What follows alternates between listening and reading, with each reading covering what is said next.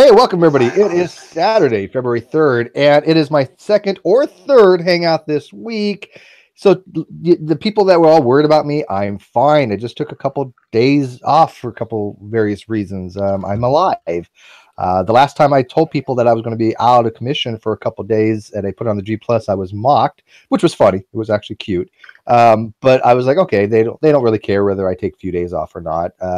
And I don't need to tell them. But I took a few days off, and all of a sudden I have like literally 6 or 7 people messaging me when I got back online. Where are you? Are you alive? Do you need a kidney? I mean, it was it was a little bit overwhelming. But there's a couple of reasons why I was offline for a couple days. One, obviously, just wasn't up to speed.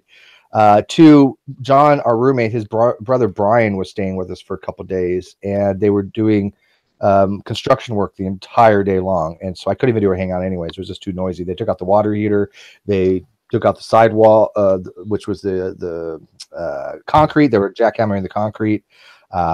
We have the copper piping they were replacing, so they're dremeling that because the copper piping has leaks in it. So it's been really noisy. Plus they don't get along, and they were fighting and yelling at each other all day long. It got so bad this morning that Brian actually went back to San Francisco.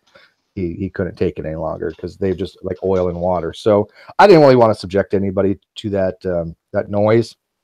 And so I was just like, I'm gonna do a hangout on Saturday, but I'm just gonna take a few days off and to get away from the internet, right? So mental health kind of thing, because this does wear on you after a while. And one of the things that wears on you are videos like what we're gonna be talking about tonight. To give a little backstory on this particular video, this guy's name is. Well, the video's channel is called Truth, the Objective Reality, or short for, or TTOR is the acronym he uses. I guess his name is Justin. He seems to be a young earth creationist, and he made a video that was kind of rallying against Paulogia a while ago that I happened to stumble across because somebody had posted it, or else I probably would have never seen it. And it was very offensive to Paulogia, and my tribalism kicked in. It was more than that. It was this guy was wrong, and I made a very invective comment on his video, explaining him that his video was BS and he doesn't know what he's talking about if he thinks Paul doesn't do his due diligence.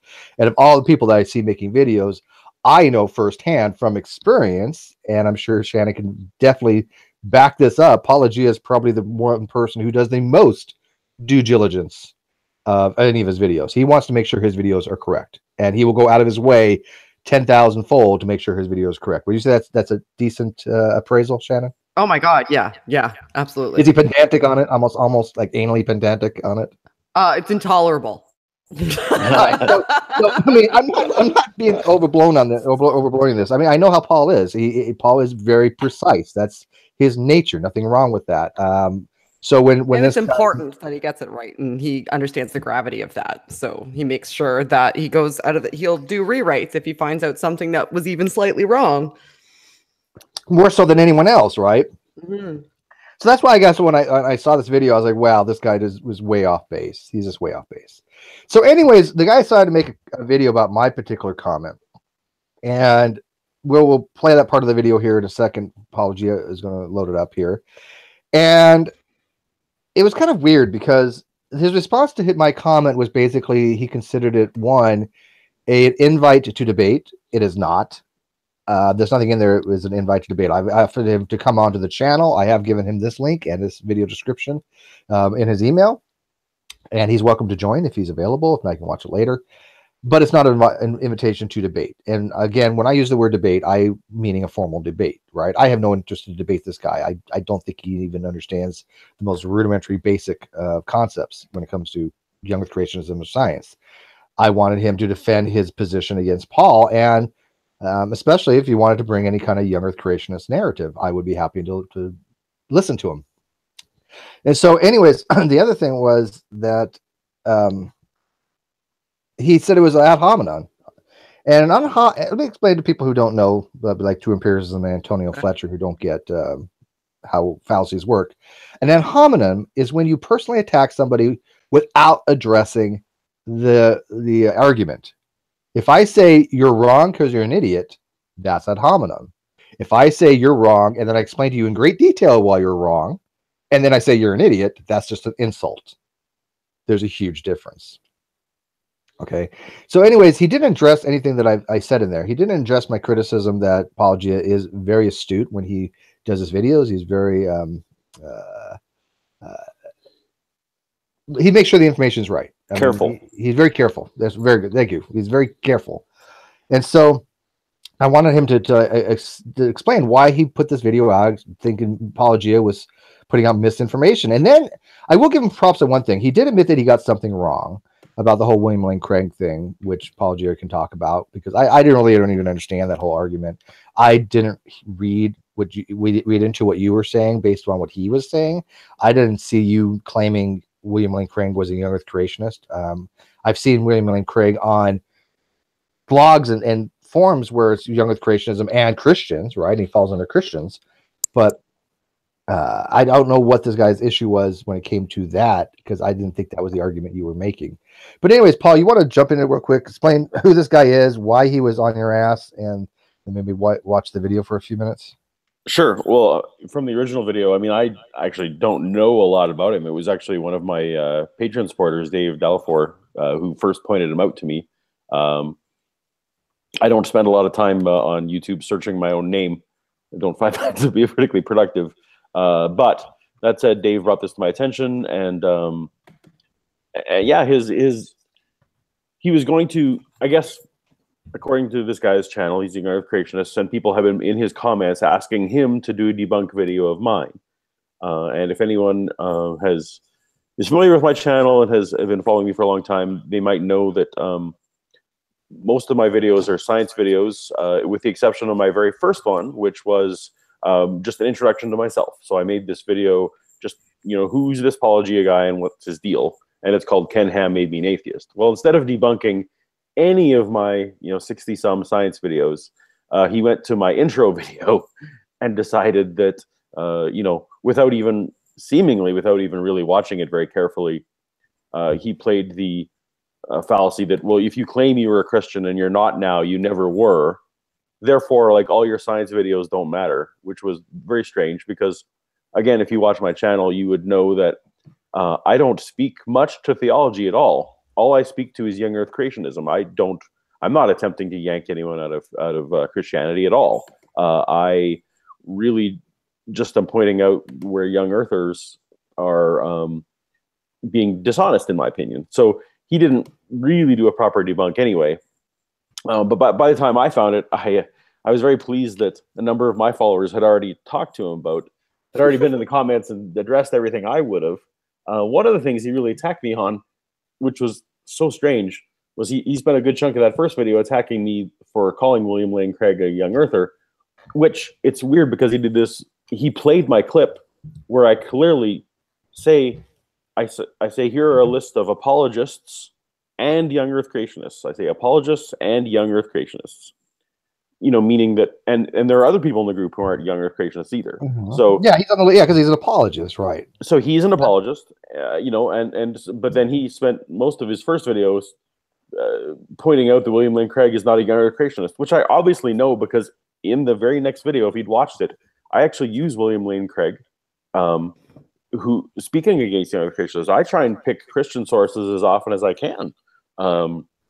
So he was completely way off base on that. And I honestly, it's been a while, and I don't even remember what his other arguments against me were, but they were all just having to do with, I can't have really been a Christian.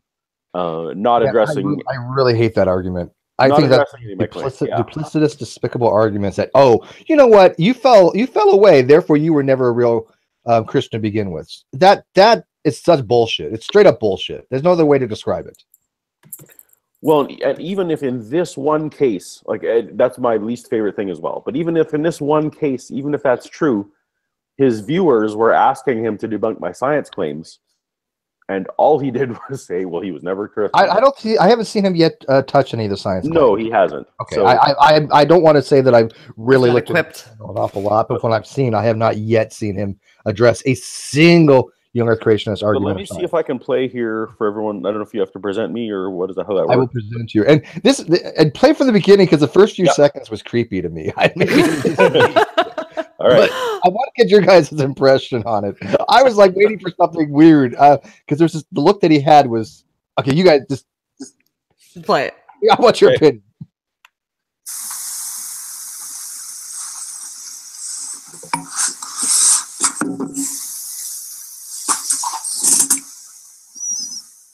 Duct tape. Hello there, everybody. Now, when I made my Paulogia video, Fix your glasses. I knew. Right. But okay, so you're hearing it, obviously. Yeah. Yeah. I had this look. I had this feeling like, okay, maybe this guy's possessed. Yeah, look at his eyes. The crooked glasses. Yeah, I can see the glasses are crooked, but my glasses are broken too. So I mean, I'm not going to like diss on the guy for that. No, but clearly, like, could you not have edited that first? I would have edited that first 3 seconds. Okay, see, this is what I mean by Paul. Paul is, he likes things perfect, right? Yeah. And so if I would have thought that I would have edited out that first 3 seconds or so, Paul did as well. So. All right. Okay, but we don't mean to trash on his video. Let's get to the content here. I'm going to get quite a few views relative to the small size of my channel, but I had no idea it would be viewed this many times so early. Recently, my video Paulogia Exposed. What a dirty title. It was hovering around 550 views for a little bit there, and over the span of the last few days, it's ballooned up to over 1,100 views. Now, is that why does he put his own name in the title? By the way, just out of curiosity. Because he's a narcissist, probably. Yeah, it sounds like he's really promoting himself. Like, but you don't. My video is so awesome. Like, why is his name in there? Justin Derby is in the name of the title, dealing with Paulogia exposing himself, or actually, Paulogia exposed. Have you been speaking in Canada again, Paul? That's oh, he's got Canadian, by the way. Is he one of your people, Paul? I don't think so. No, I don't think so. Okay. If you're a YouTuber, I mean, YouTube specifically says don't waste space in your title with your own channel name, because your channel name is one of the first things indexed. So, whatever. But I was wondering, is this because did someone post this in the GDC? Is that how all of a sudden he got his views? I think the first video that I responded to, it was posted in the GDC, and I want to say that Dave did, but I can't be positive of that. Okay. So that's probably how everyone discovered him. Yeah, and I like when people do that. I can't obviously see everything that goes on, and so when something like this occurs and people see these types of videos, I don't know how they get, for them to come up. But when they post them on the GDC, that's awesome, right? Because now it's like, oh, someone found this. I got to go check it out. But here's what's funny, though, is that it seems like as you go through the video, he thinks that people are watching it because they're like, man, you've got a point here, Justin Derby. That Paulogia guy really needs to be exposed. So I think I really think that he's like, yeah, that's right, Paul. I gotcha. Now over 1,000 people are watching this because they know that I'm giving them relevant information about how much you suck. And it's not because, but then you look at the comments and it's just like, you're an idiot. Why are you so stupid? This is the most ridiculous thing I've ever seen. Negative to him. Duct tape on the shelf? Oh yeah. Oh, it is. Yeah. Yeah. What? That is also terrifying. Yeah, the duct tape. Are you a serial killer? Yeah, I don't know what he has in his basement. No, this is why his glasses are askew. But I'm telling you right now, if anybody ever goes to his house, don't drink water, don't eat the food. Just don't ever go down to the basic or go up in the attic. I'm just telling you, something's really off on this. Yeah, look at his eyes too. I mean, it's not just the glasses that are crooked. It's his soul. Yo, has anybody seen that Evil Sand animation? He's got the exact same hair. No, don't mess with his hair. Yeah, and that's fine. And his, my hair's no know. So I think Fenno's on point in the chat. He says this is discount Thunderfoot on screen, Mike. Oh my God! You know what? Oh, yeah. Seriously, discount Thunderfoot? I mean, come on, he had some. Oh, that's hard. Oh God! All right, let's keep going. All right, just quit picking on the guy. I know This we guys video like is apparently being viewed by so many people in the last few days that I even got an interesting comment from somebody in the comments section. My comment was interesting. One Steve McRae said, "I'm rather surprised you even have 373 subscribers, as you, sir, are absolutely inept at making a response video. You point out no actual issues of Paulogia's video," sure, "and spend 17 minutes basically promoting a no true Christian, no true Scotsman fallacy. It is no wonder you're a young earth creationist, as you seem to have literally no critical thinking skills and don't seem to even remotely understand science. I know Paulogia's level of research is superb, as I am on his team that helps verify the information he puts on his channel.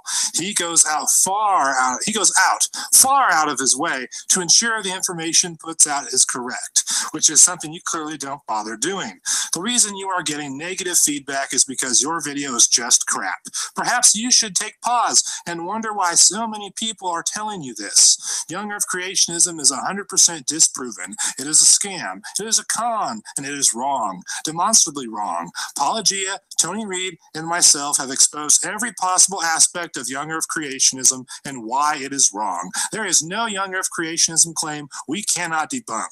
If you are so confident your position is sound, then why don't you come join us on air on my channel with Paulogia to make your arguments on air in real time. It was a savage. I'm sorry. People are live chat going, you were savage. He sounds so angry.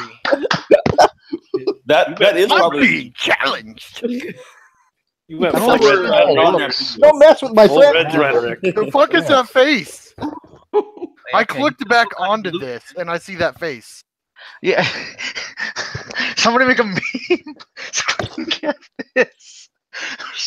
I'm being mean. I'm sorry. Don't be mean to him. Stephen, it seems to me that you've decided to issue a debate challenge by wrapping it around debate challenge. a lot of attacks. Wait, hang on one sec. I hate whenever any discussion comes up, they immediately turn it into a debate. Yeah, where did I say I want to debate on this?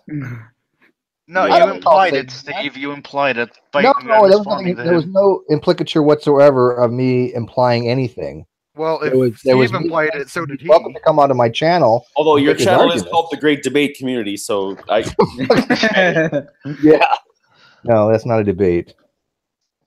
It wouldn't Anyway. be a debate. Yeah. But of course, you didn't ad hom him at all. Like you didn't. I addressed his thing. You know. Oh well. Okay, there was a little bit of ad hom in there, maybe. Now that I'm rereading it, okay, I'm going to concede a little bit. I probably could have addressed more why he was wrong. I'll concede that point, but it was fun. McRae is part of Paulogia's team that helps verify his information that he puts out in his video. Thank you, Steve. I mean, I'm not a big part of that. Don't get me wrong. I mean, Paul has a lot of smart people. I kind of just make things happen. I get the right people to get right information and stuff like that. I like to be the go-to person to finding out who's the best person to get in touch with. Well, I couldn't do it without it being a team. And It's you're a team. Paul has a team. We're not even exaggerating.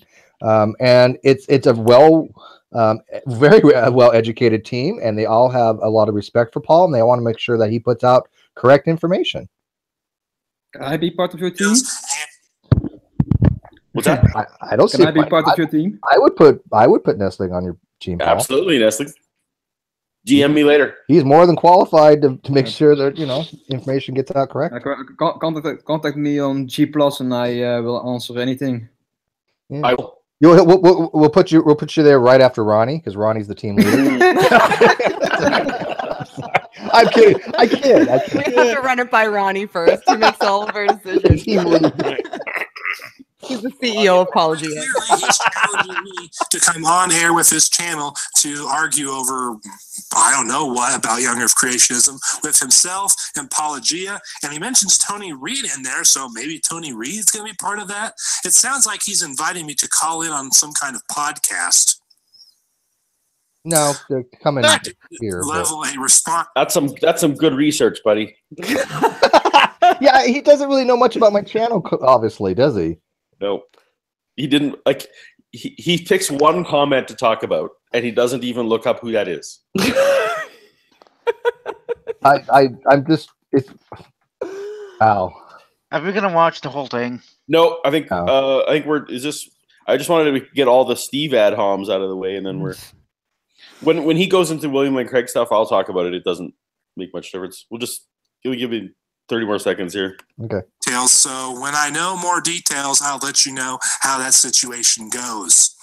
But as far as the feedback on my Paulogia video from both Facebook and YouTube, there are two different things that have been brought up more than once, so I'm going to address those two different things, and I'm going to show you how these two different things show that Paulogia has a lot more in common with William Lane Craig than William Lane Craig has in common with young Earth creationists. Yeah, okay, so we can. I'm trying to think what you have in common with William Lane Craig. Well, you know what? Honestly, like if we want to talk about it, I think everything's after this point of the video. If we're done talking about all this stuff before, I think he's right. I mean, William Lane Craig actually. Here's when it comes to William Lane Craig. I've seen him give some good arguments on certain things. I think he's absolutely right on his argument against the presumption of atheism. I think he has a good argument. I don't know if it's something that I would fully agree with, but I think if you accept open theism, I think he makes a decent argument when it comes to God's intermediate knowledge or middle knowledge for modal realities. It's not an easy argument, but I think that he does a decent job at that. But the rest, I think, is more apologetics. But I don't see you guys being on the same wavelength for a lot of things. But did you get to the point where you found the point where he starts talking about, and this is great, where he says William Lane Craig is only 2 inches away from becoming a theistic evolutionist, and a theistic evolutionist is only 2 inches away from becoming an atheist. And I was like rolling. I'm like, wait a minute here. So if you're a theistic evolutionist, like 2 inches away from becoming an atheist, how does that work? Well, I don't know that he's wrong. But it's the viewpoint of if you start as a fundamentalist. Like I think people who are raised, say, Catholic or any of the denominations that accept theistic evolution, I think you learn early that there is allegory and you don't believe in inerrancy and like a lot of those other things. But if you start, so this guy was clearly a fundamentalist, like I was. As soon as there's one chink in the armor, okay, I see what you're saying. You're saying it's a gradient type of thing for leaving the young Earth creationist or leaving right. So maybe I'll give him that, but I don't see a lot of theistic evolutionists leaning toward atheism. That's why. Not the ones who get in early. Gotcha. I got you. Right. That makes sense. I'll give him that. Yeah. If you Fiona. Yeah, if you like raise Fiona, it's not going to be not a Catholic tomorrow or anything anytime soon. No, I can see that. Okay, I'll capitulate that a little bit. That if you were heavily into this young Earth creationist narrative and you become a theistic evolutionist, then you are one more step away from denying all of it. Right, like the Wayne Fillmores of the world, that is rare. Like those, the fundamentalists who can slide and not slide all the way. And of course, that's what he's. If you watch this video, and don't bother, but I mean, do it. The link is in the video description. I mean, if on anything we're fair here. So I did put the link to the video description in the video, or the link to his video in this video description. You know who the guy reminds me of? The Lamborghini guy. You know, knowledge. I'm not sure who that is. I don't. You know what I love more than my Lamborghini? Knowledge. I'm not sure who that is. Yeah, it was a meme or something a few years ago. Well, anyways, I know I was a little brutal in my comment, and I really was more offering him a chance to come on here and promote the Earth creationist science. But if you wanted to tell me why he thinks Paulogia doesn't do his due diligence, that would have been fine as well. So yeah, there was maybe a little ad hom in there. I'm gonna concede that. And in fairness, you invited, just so the audience knows, you invited this gentleman on to this particular hangout. I did. Yeah, I sent it to his email. Yeah. I need him in my life. I need him in my life. I need him in my life. My life. I need him. There's a couple people that I've been trying to work on for you, Shannon, to put them in your life. I'm still working on Lou's patent for you. Well. That's gonna I wish you'd gotten to his explanation of cognitive dissonance, though, because that was my favorite part when he said when he said it's. Oh, he the guy's explanation of what's his TTOR? TTOR, yeah. when he got to how he was explaining how Paul having cognitive dissonance meant that he was never a young earth creationist, because as soon as he felt dissonant, that automatically meant that he believed evolution, which meant that he was never a Christian. That's how that shit works. That's so convoluted. Everybody knows that. It's in the DSM. No, wait. Cognitive distances. DSM-5. Cognitive distances. Well, the way Paul I think was right. I mean, the way cognitive dissonance is usually described is trying to hold two conflicting things simultaneously, and it's leading to a mental crisis of sorts. When you have for example, like when I see people that get their PhDs using real science, and then they put forth some young creationist narrative, I think some of them might have some kind of cognitive dissonance where they're unable to relate the fact that they used all the right information to get their actual accreditations, but then they're putting forth this actual narrative that invalidates their entire accreditation. No, Steve, you're wrong, because it means that you never believed it to begin with. That's apparently what it means, according to this guy. It means that you never even held that belief to begin with. As soon as you feel any dissonance, that's what that means. That's a scientific definition of dissonance. This guy's a genius. I don't like when they make arguments to motive or things where it's an argument to what people think. And it's like, you can't tell me what I think. I can't tell you what you think. We all have these epistemic limitations. And so when somebody puts out an argument, well, Paul was never really a Christian because he never really believed, that's just a fallacious argument from the get-go. Well, he did watch a YouTube video that Paul put out a few years ago, or like a year ago. So he's pretty much an expert. So let's give him some credit. He watched a video, Paul. He watched one YouTube video. I mean, Paul, you were a believer. I mean, you were a full-on believer at one time, right? I mean, you taught this stuff. I taught this stuff. I taught this stuff to my own children. I mean, and now, how are your children now? My children are all still young earth creationists. Really? Yep.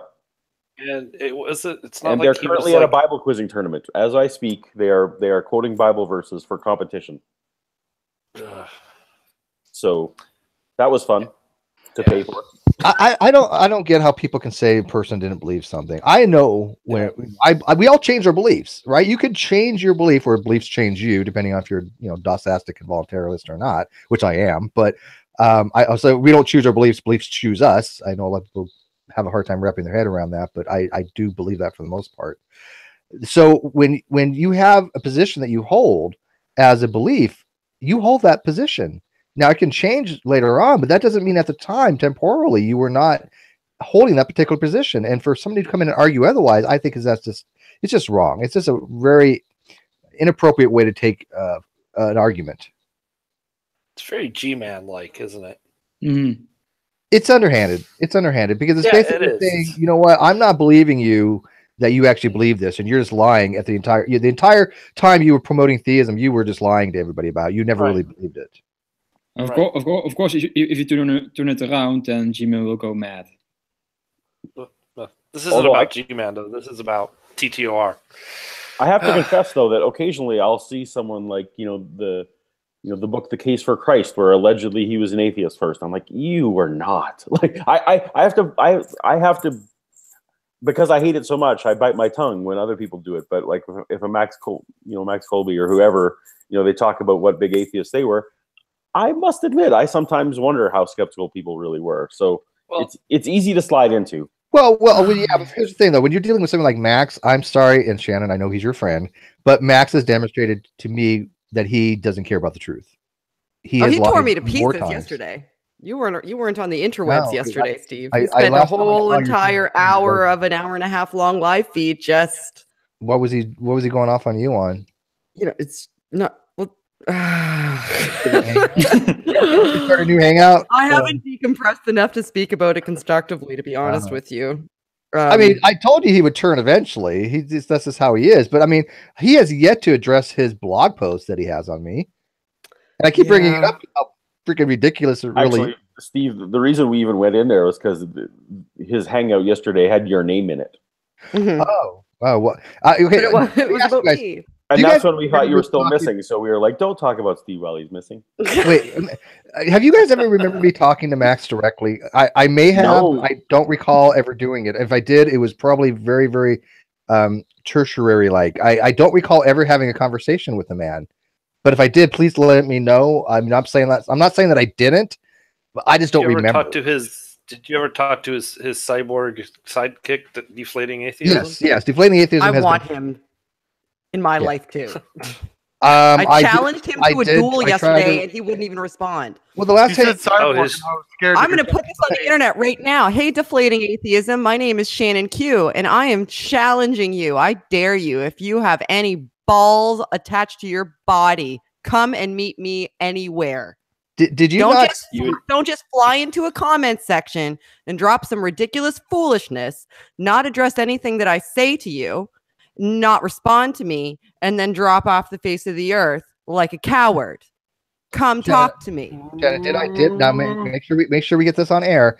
When that was going on in Max's live feed, not this last hangout, obviously, that I missed, but the one before that, was I not calling Deflating Atheism out on that bullshit? I was telling him, hey, you know what? Come on, talk to you. So yeah, I see that stuff happen. I do.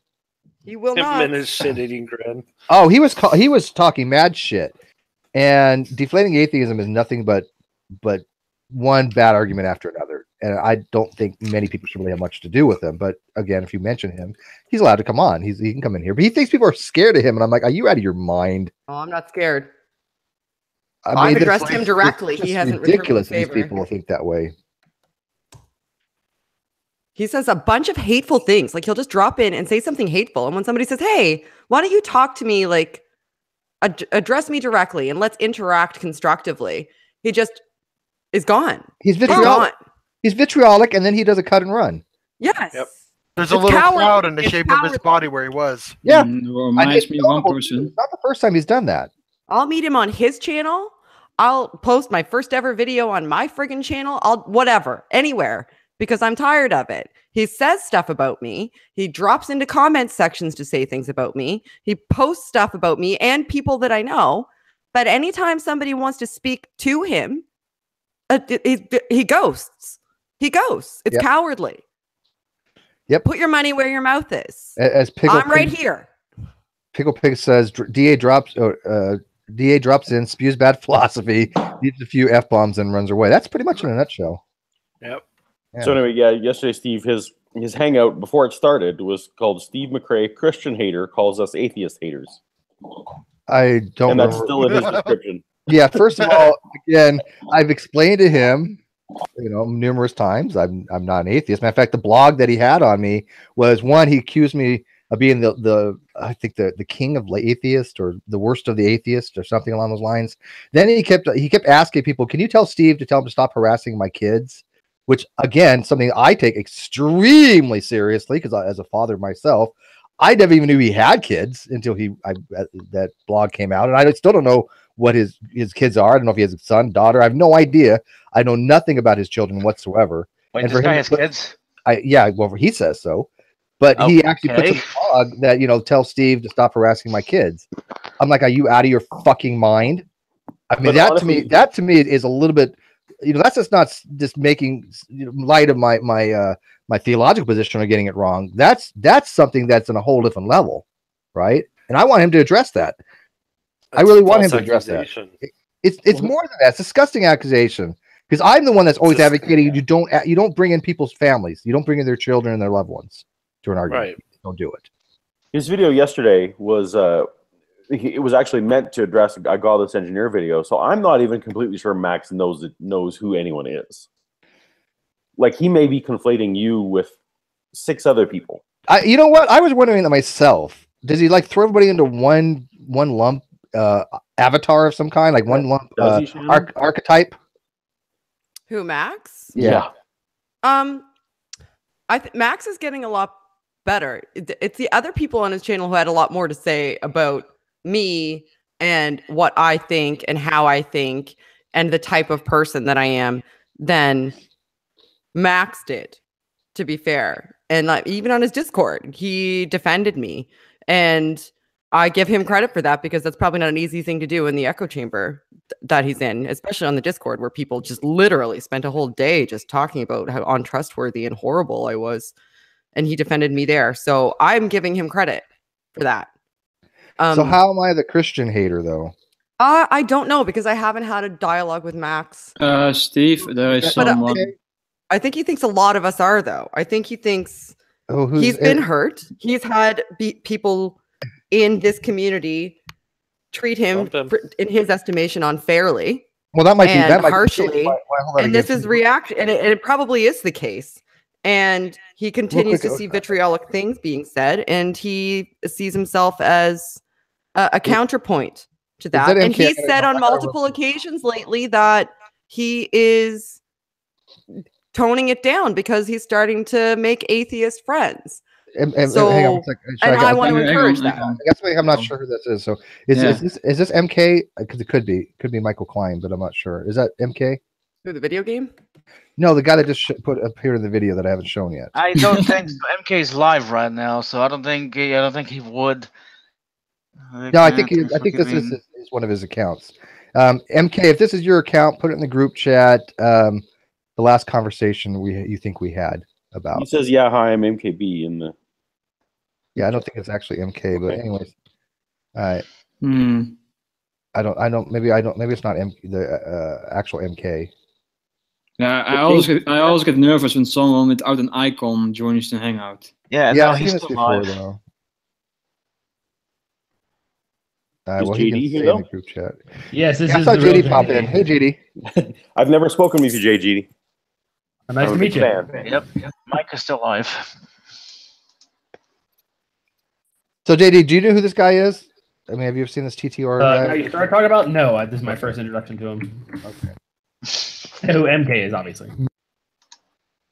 Yeah, MK's still around. I guess he is live right now. I guess somebody was saying. Yeah, he wants nothing to do with me. So it's open hang, unless it's, JD Kane. I was kind of hoping MK would get better, but unfortunately, I hate to say this, I think he got worse.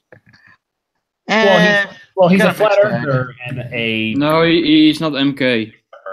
He says he's not MK. No, I know, I saw. But is the other MK, Michael, is my MKB? Do you want to be shown in the video? Is what he is. But now. is the other MK? Is he actually a flat earther now? Get out. Well, no, he calls himself a universal skeptic, so he doesn't know what to believe. Except he believes in Jesus. But if Jesus were to appear to him, he would think he would think he was being, what's the word I'm looking for? Possessed. Well, yeah, possessed, or or the devil would trick him. That sounds like him. Yeah, that sounds like he's insane. I do love the guy. I do enjoy going in there, but he's insane. Yeah, he believes that Jesus wanted him to give him powers to shoot lasers out of his eyes, and he would shoot lasers out of his eyes. Yeah, Jesus also wanted him to, collect Powerade bottles of his own urine for some reason. So, yeah. Is that a collection of them? He got a little upset when I kept pointing that out. I think that's why he doesn't want me in the room anymore. Different MK. I mean, there was a video where he was actually bragging about it. He was like, hold him up, like, look, this is my urine. Like, oh my God, there's something so seriously wrong with you. Yeah, it's one thing to say, okay, I'm in a raid and I'm healer and I can't I've had healers do that. I'm not one of them. Still, it's only on the rare. But look, I've got to take a urine. But I know hardcore players that do that. So. He's got a bathroom down the hall. He deliberately doesn't go there. Like, no, I'm going to use this bottle. Like, okay. Yeah, it's a little weird. I don't know. But anyways, let's get back to the thing here. So where else do you want to go with this guy, Paul? I really don't want to give him too much exposure.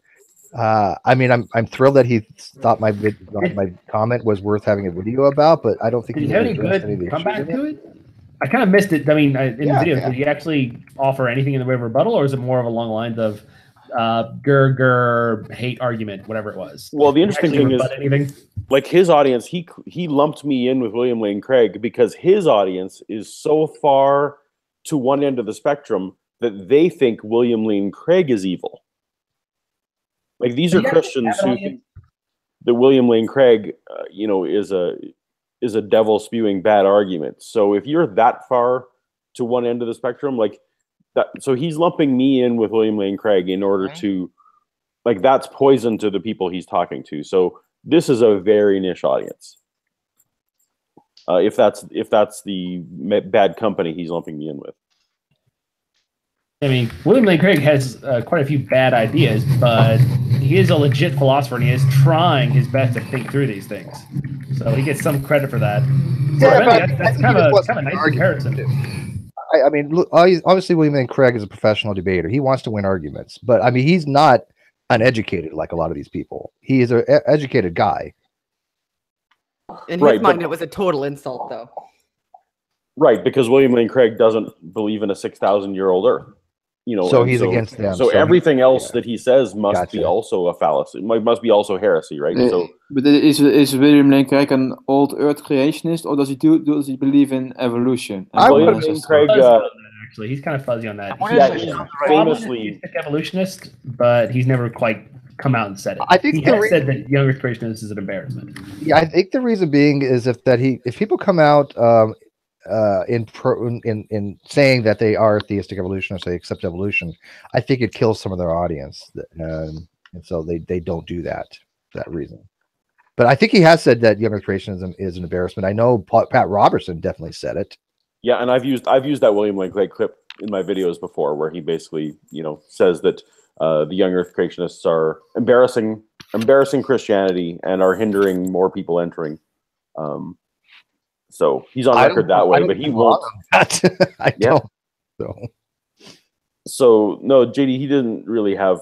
I mean, all he did was read Steve's comments and rolls his eyes, and then preach a little sermon to his group. So it's not like he had a lot for me to hurt my feelings. Yeah, I mean, he's watched one, maybe two Paul's videos. I don't think he's watched any of mine. He seemed to know nothing about my channel. Same thing with Max. Max talks about me all the time. Seems to know nothing about me. So I don't think these people are really good at actually doing their due diligence and looking into things, which actually goes to the point of my comment that he doesn't do any of that. He doesn't do his research, and I don't think he has critical thinking skills. And I mean, I admit I was a little vitriolic on it. I mean, there's a lot of invective in there, but I mean, I was a little pissed because I know firsthand how much Paul really wants to put out a good product, and for him just to slide it like that without going into detail about what was wrong with Paul's video, I thought was just a cheap shot. So that's why I left the comment, and I wasn't really about to go into too much detail on his video because I was like, if he's not gonna make much of an effort, I'm not gonna make much of an effort. Let him come into my channel. Yeah, if he was here, I guess we'd have more to say. But other than that, he's. But look at Eric that came in, Paul. That guy Eric, he was a young Earth creationist. We had a great talk. He's the kind of young Earth creationist that I want to have conversations with. Of course, he's reachable. Well, I would happily talk to this guy too. But well, I would too. But I mean, I don't know if he's reachable only for the fact that I don't know if he possesses the brain power to understand why these arguments are. He doesn't seem too swift. No. So yeah, so I'm not too worried about my reputation being sullied. Yeah, well, a lot of people didn't watch that video to begin with, but that's why I said I don't want to give him too much airtime and exposure. But yeah, I found it to be an interesting thing that he's a guy that thinks he's going to punch up, and if you're going to punch up, you need to punch hard, and this was weak, total weak sauce. So, anyways, what else do you guys want to go into? I kind of explained why I've been off air for the last couple of days. Somebody had actually said in the live chat that they were calling the hospitals and the liquor stores for me. That's funny, considering how little I actually do drink. But I told you guys earlier, but I didn't tell you on air. They actually sent somebody over to my house to come check on me. Yeah, which was interesting because the person they sent over I've never actually met before, but we've been trying to get in touch to go do some on the man street stuff. So my roommate's like, "Hey Steve, there's a girl at the door for you," and I'm like, I'm thinking, okay, it's my baby's mama, or my daughter or something, and I go out there and nope, there's Tiffany. And I'm like, okay, if you guys don't know who Tiffany is, Tiffany has been around the community tangentially for quite some time. She lives about 10 miles from me. And she's very attractive, and so I was a little taken aback because I wasn't expecting company. This girl showing up my doorstep. But did you not feel loved though? Yeah. Well, here's the thing. I've mentioned before, and I got mocked for it, that I would be unavailable for a couple days, and so I just figured I didn't need to. But I don't know if it's love. I think it's more codependency. I don't know. Because like I said, I always do two hangouts a week minimum, and so this is actually my third this week. So I've only gone for a couple of days. Sure, but with the podcast missing was concerning, and then I sent you the stupid video and you didn't reply to that. So, all right. We did 2 interviews on Wednesday, and I think he postponed one of them with Alex Botten, and I don't know what day he responded to. Maybe that's what he's talking about. Maybe he had an interview with Alex Botten. But if that was the case, then that. Well, Kyle was concerned and looking for you with me and Shannon. So Shannon's mama bear instincts kicked in, and for a couple days, I don't. Well, if I've got a week, month, year. Yeah, but all you've talked about is that podcast for about 3 months. So, but we recorded it already. That's what I don't know what Kyle was talking about. We recorded like a ton of footage the other day. I think he's just talking about the Alex Malpass interview that he had to postpone, but I don't remember what day he's postponed it to. So maybe that was on the yesterday or something. Well, you're on everyone's mind, Steve. So you're always on my mind. We like you a lot, Steve. Well, I love you guys. I mean, you guys are my online family, and I'm also on the mind of this guy TTOR too, and he doesn't even know me. and Max Colby. What did you find on his Facebook, Midnight? Is Midnight doing research on him? Oh, he left. Midnight. Oh, did he leave? Okay. Yeah. Oh, there he left. Midnight's usually pretty good at finding stuff. Yeah. Wolfie. Oh my goodness, Wolf King has joined us. Wolf King, are you there? Because I need to ask you something. Mic check, please. Hey. What's up? Hey, buddy. Quick thing. Do you want to do one of your what's the name of your not your show you do, but your Pandemonium? Question, bitch. Goddamn. Yeah, do you want to do a Pandemonium on the Great Debate Community channel to try to get people to come sub to you? Because I noticed when you're doing your hangouts, you have like 2 people watching, and that seems like a shame. Because I like your stuff, and I do. So maybe you could drum up a little bit more viewers if you wanted to like show people what you do on the Great Debate Community channel and do a Pandemonium there. I wouldn't mind that. That sounds delightful. Yeah. Awesome. I'd be down for that. Because I don't think a lot of people watch your stuff because they just don't know that you have something. Does that make sense?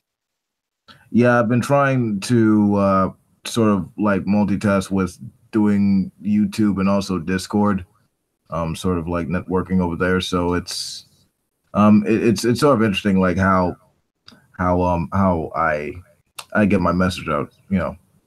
Also, I'm trying to use more sort of satirical techniques on there. Like I've been dealing a lot with the alt-right. I don't think that they as a group have gotten a lot of appropriate criticism in the Great Debate. So there's that too. Yeah, no, and I kind of avoid all that. You guys are more welcome to be my guest.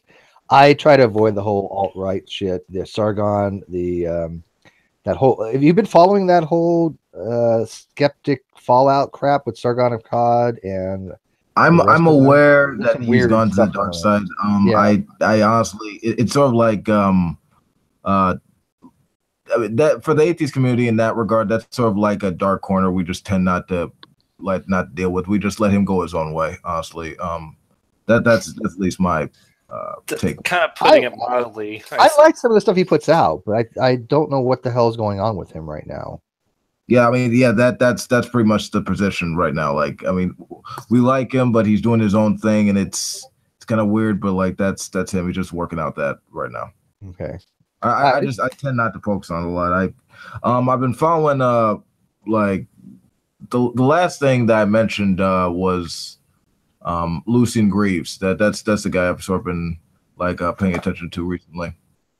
He got a ban from Twitter. I didn't like that. That's a name sound familiar. He's the co-founder from the Satanic Temple. Okay, that's what I thought. Yeah, I was going to say that. You see that satanic guy? Yeah, I know who he is. Yeah, that satanic guy. We're also supposed to have a Cornus Nectarium back on. He was on the Atheist, Beyond the Atheist Trailer Park, or Atheist Beyond the Trailer Park, and he was going to join the Great Debate to talk too. His name's Eric. He's the like the High Bishop of the Temple of Satan or something like that. That was really an interesting chat that he had on that show too. Yeah, I enjoyed that. I'm not going to lie. He's well spoken, isn't he? Yeah. No, but Steve, I'm curious. Why do you avoid the topic of race, honestly? Well, okay, two reasons. That's a fair question. Two reasons. One, if I open that up, then I kind of it has to like open it up to all sides, and that means I have to kind of allow Dionysius and Iron Nations and those types to come in, and I don't want to deal with them. I think Iron Nation and Dionysius are completely disgusting human beings. I mean, I made no bones about that. I don't want them either one of them around anything to do with the Great Debate community, and I think a lot of people feel that way as well. So I can't be just the only person that thinks that way.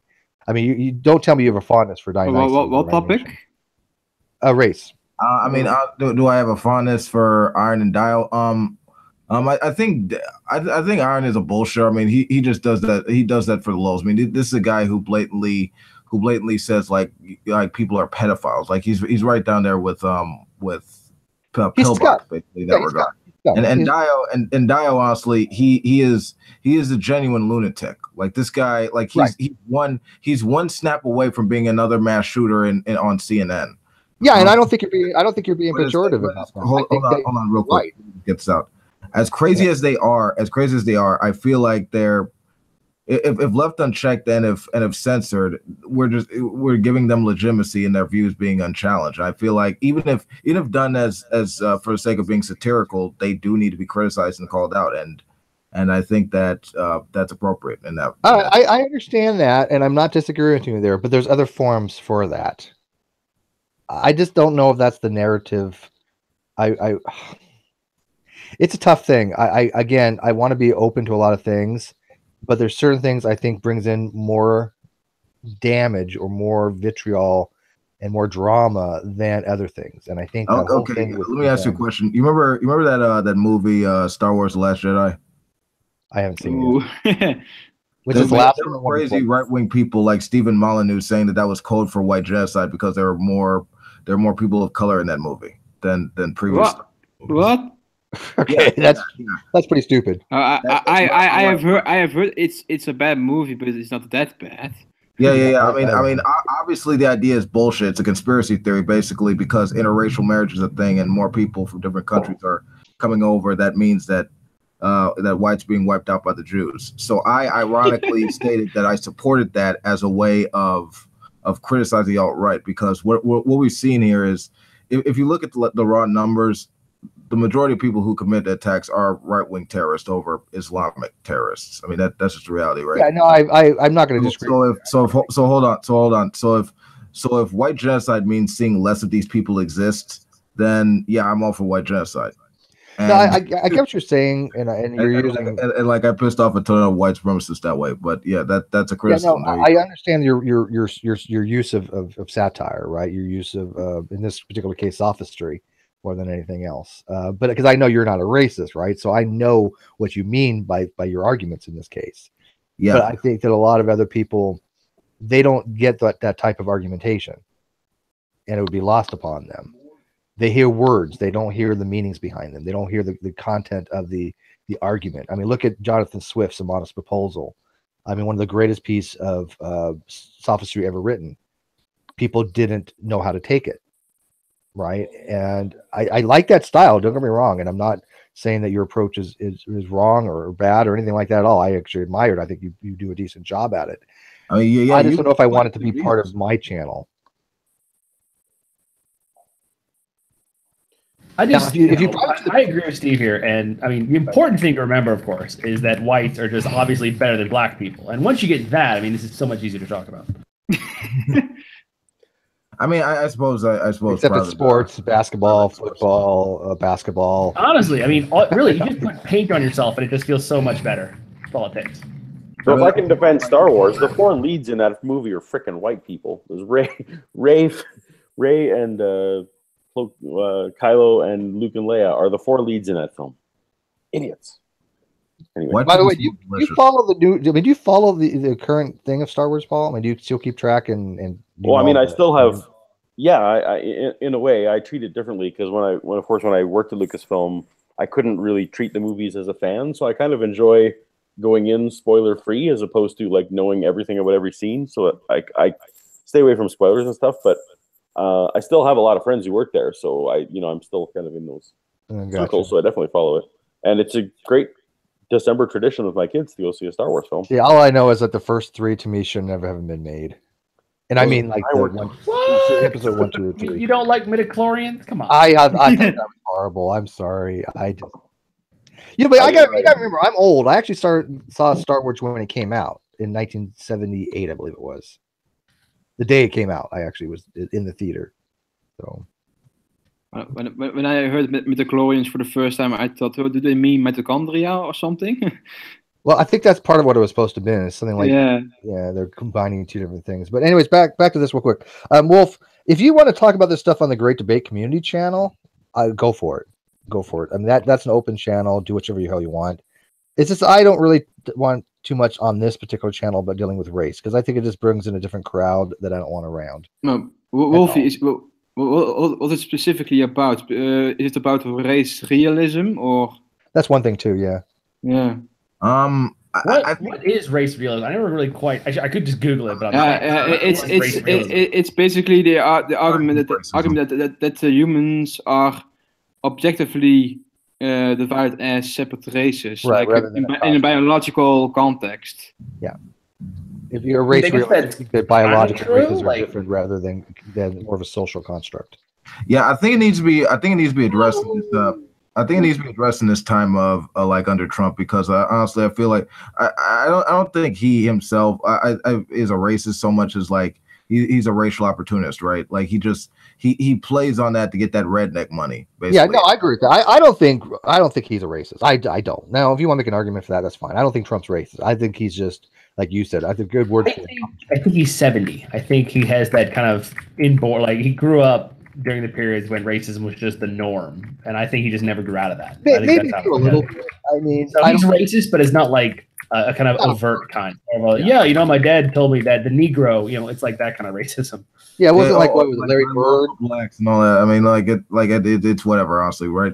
It's just that like the rhetoric he uses, like that I don't give a fuck attitude, like bolsters a lot of shit posters, memers, and honestly, some people who do think. Not just America at first, but like whites are better, and I feel like that narrative needs to be challenged. Otherwise, it'll bolster more like ridiculous shit. Like I remember this story about Trump supporters like trying to harass a Navajo lawmaker. Like, I mean, it's ridiculous. Like honestly, I think my final solution is like throwing all the Trump supporters who agree with that like on an island and see if they don't regress back with genetic disorders and shit. Hopefully, like they can start an economy or something. Well, like I said, if you want to do your own thing on the Great Debate Community, I have no control over what you do on that. Go ahead. You're more than welcome to. But real quick, what is your beef with Psycho? If I can ask, if it's not too personal. My beef with Psycho. Psycho, he is really how do I put this? A year ago, we had a bit of an ideological disagreement over the one drop rule, right? He thinks that if you accept anyone, let's say, how do I put this? A person like Joseph from the Great Debate, who's multiracial or biracial, right? Mm-hmm. If you accept that kind of like a person like that into the black community, you're supporting the one drop rule, right? Now, the one drop rule is basically if you have one drop of African blood, you're considered black, and at that time, it was used to basically treat biracial people as like the lesser, right? Right. You could never be accepted by the white community. So I guess in some regard, Psycho is trying to maintain that accepting biracials as black is like some kind of. It's really ridiculous. Is he doing a reverse one drop rule? Yeah, he is. There's actually a video I have on my channel when we were on Tom's channel. We were trying to have a conversation. me, Joseph, and Psycho, and he just ranted. He went the fuck off. He started ranting at me, calling me a coon. He ranted at Joseph, like asking if his mom had a threesome when he was conceived. That's surprising. I like Psycho. I'm a big fan of Psycho, and what you're telling me is not something that I would think would be typical of Psycho. I don't know why he would do that. I too have seen him go off in that kind of way, where he just seems to go way too far when he's upset with somebody. And the really stupid thing behind all this is, if you actually look at like the science, the genetics, it shows that African Americans as a whole are mixed people. We're Creole in a way. We're mixed with European, like Chinese native, like all these different like. Yeah, there's no such thing as a pure anything. I mean, this is exactly. So the whole idea that if you what would that even mean? Yeah, I mean, like this idea of racial purity. I mean, it's retarded. I mean, the idea that that makes accepting biracial people as black or anything else is a bad thing, or celebrating like the multiracial identity is horrible. I mean, it's ridiculous. America's a melting pot. That's what it is. I mean, like, you can't hate the roots of a tree. I mean, that's Malcolm X. Like, Paulogya's got a split. Paul, thanks for dropping by. Oh, Paul, one thing, you can contact me on G+ if you have anything to ask. I absolutely will. Thanks, man. Yeah, so Paul and Shannon are going to take off. I just want to thank you guys for dropping in. I think we went over TTOR enough. I think so. Not much to really talk about. I just want to address that one little part. I realized that my comment was, a little bit of pejorative, like, but again, there's nothing in his video that had any substance to really even talk about. That's the problem. No, so he comes back. I wouldn't mind hearing some more from the guy. Just something more in depth. He's welcome to. He didn't put a whole lot of effort into that one. There wasn't much. If he ever watches this, it's out there. He can come in. I'll bring Paul. I'll bring Shannon. I'll bring anybody he wants, and he can make his arguments in real time. But so far, I've seen nothing from him that's of any interest. He just basically says Paul's, a bad man who rejects the Bible. Okay, well, that's not an argument. Yeah, thanks for everyone in the GDC for sticking up for me. I didn't have to. That was amazing. Well, when people do that, from you guys. Do that, so cool. Bye, guys. I thank you too, and Shannon, I will find you probably maybe somebody in the next day or two for another Shannon Let's Talk. I'm thinking, like I said, Rose I know wants to. Yay! I think she I don't even know where to go with that one, because Rose basically will be interviewing you in her own way, I guess. Okay, sure. That's fine. But I'm up for it. We'll I'll talk to anybody. Whatever. Talk to Max. So yeah. Wait a minute, Rose? Is this the Rose I'm thinking of? Rose Patton? Yeah, I'd love to talk to her. Oh, you're gonna have fun with be nice, Rose. I will. I'm sure it'll be delightful. And people apparently are messaging deflating atheism on Facebook right now to ask him if he wants to talk to me. So if anybody has him on Facebook, you tell him I said hi. As long as you're not sensitive to the F-bomb, good luck, I guess. It's fine. I'm not. I'm not sensitive at all. I don't feel feelings. I'm an atheist. I haven't seen it really get flustered yet. So that's the goal is to find somebody that not I don't want to be all yelling and screaming. I want to have an actual conversation, but a conversation such that she gets flustered. That would be cool. No, you're gonna have to try really, really hard. It's a pretty high bar. But you gotta admit, Eric was a good find, right? I liked Eric. He was that was a decent conversation, I think. Yeah. Like, we're gonna have him back. He's a reasonable kid. Yeah. Although he did put out a video on furries today, that was really it was interesting. Like yeah, on furries. Furries, yeah, like people that dress up like animals. Why does that like furries? They are just.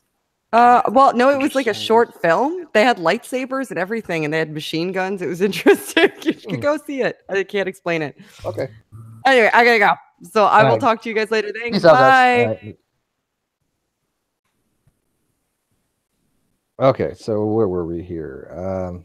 Hey, Steve, you said you talked to Deflating Atheism? I have talked to Deflating Atheism before, yeah. Godless who? Godless girl. What's up, GG?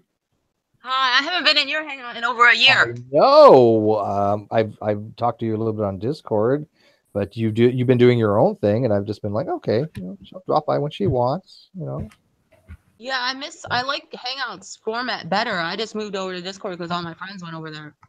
Yeah, well, we have a Discord too, you know, the GDC Discord that Ocean started. Oh, I don't know if I'm in that. Well, get people to come over to Ocean's Discord. He's actually did a really good job at setting it up. Yeah, the link in the video description. Just go find it. But anyways, Godless, first of all, are we still on for a podcast thing next month or this month or at some point? You still want to do that or you don't? Sure. What podcast about what though? Controversy. About my controversy? Yeah. Oh, sure. I guess so. Okay. Then we'll have to set up a date. It'll be on a Wednesday, probably about 5 p.m. Pacific time on a Wednesday. See, that sounds like something I can get on, like controversy. We can have you as a guest too. I'm sure Kyle will be down with that. So can I talk about this, Godless, or you don't want to? Yeah, you can. Okay. So what we're going to be, one of the things we're going to be talking about is Godless's viral video that made news about the whole lobster feeding the dog lobster thing on the food stamp thing. It's a controversial thing, and I think it's a topic that would be interesting to talk about in an interview form about why she did it, what was the intent, what was the response, things of that nature. Can you guess what my intention was? Oh, I know what your intention was. Your intention was to not give a fuck and be a troll. Yeah, I've trolled the fucking world. No, I know you. I mean, I don't think that's what was hilarious when I read something along the lines when this guy was saying in one of the news things was like, you know, this person seems to make some kind of statement, this, and this. I'm like, no, she's did it for the lulz. Yeah, there was no statement involved. A lot of people thought it wasn't real, but I really do get food stamps. No, I don't think you do things that are not real. I think that what you did was completely real. I mean, if you didn't, then you trolled me as well, because I think that what you did was completely real. I think you made a video and you documented it, you know. So, I mean, if you faked that was pretty good, but I don't know why you would. What would be the reasoning? It doesn't have the impact if you fake it. Right. I mean, that video you did on that was legit, right? Yeah, every other comment was like, "Oh, she's going to jail now. She's gonna get caught." And it's like, what fucking rule did I break by buying lobster with my food? Well, yeah, it's not illegal. No, it's not. There's nothing illegal about what you did.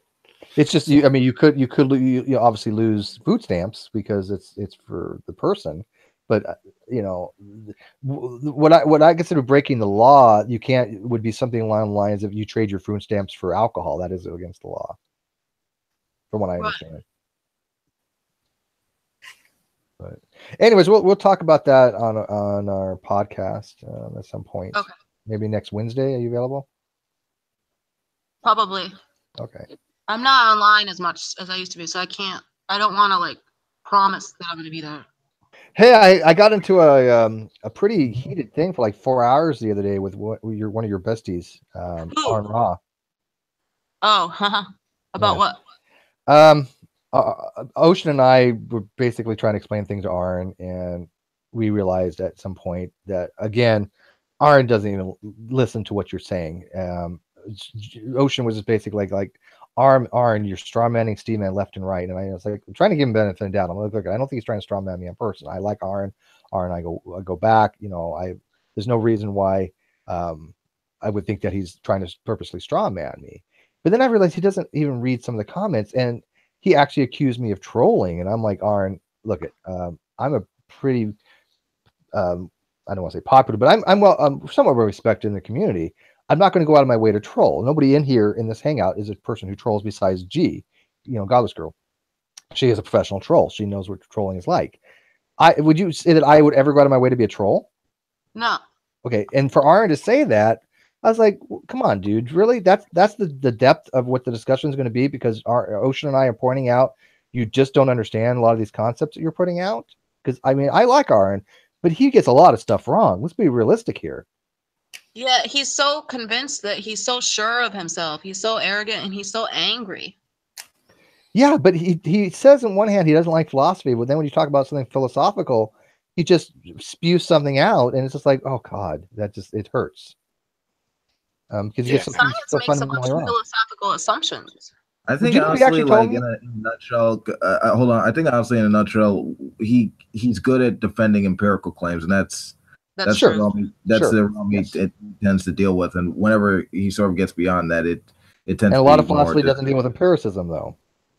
Yeah. A lot of it is not I mean, empirical, obviously. Science is. that's only that's the limit of philosophy he wants to deal with. That's what I'm saying. Yeah. Yeah, some No, of I think these it's spot on. famous YouTube atheists, I don't get why. Like, there's people that are so much better. Like, I think you're almost as good at science as Aaron Ross, Steve, but you're way better at philosophy, you know, than he is. No, I don't. He knows biology exceptionally well, especially when it comes to phylogeny and cladistics. But what he gets wrong. Somebody asked him what he gets wrong. Aaron doesn't understand certain things like evidentialism, non-evidentialism, Clifford's principle. He doesn't understand things like epistemic burden of justification versus evidential burden of justification. He gets them confused. He doesn't get things like burden shifting. He accused me of burden shifting by trying to explain to him, that if somebody is an explicit atheist, somebody who actually says that God does not exist, that attaches a burden. He thinks that it doesn't. Even if you say it, I believe this is true, to him, there's still no burden of a justification. And I'm like, well, how do you figure that? I've never seen anybody argue against that besides one particular person, and they do so only because of a linguistic reasoning, which deals with some other things that deal with what's called onus. But when somebody says that they have a belief and you're believing them, right? You trust them at their word, right? You're just not saying, they're just saying words, right? But if I actually say, I believe X is true, I have an epistemic duty to justify that belief, to make it a rational belief.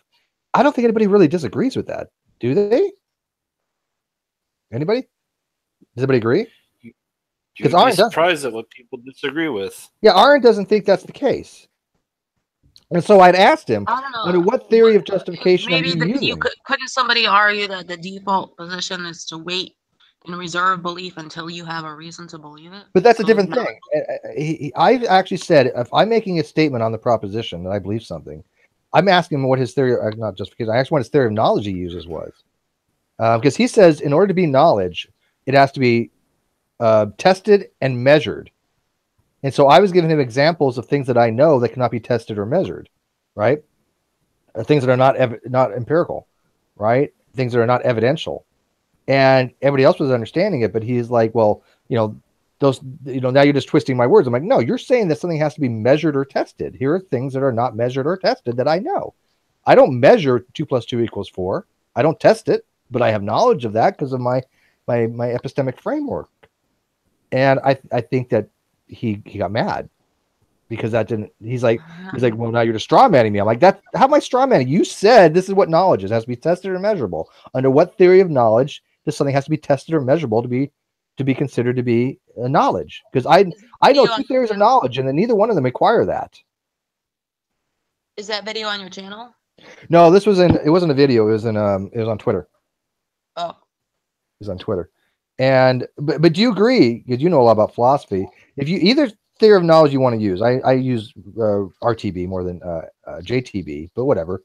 The tripartite is 3 things, right? S believes P is true, P is true, and S is justified or can rely on P to be true. Those are the 3 things for any theory of knowledge. Would you agree?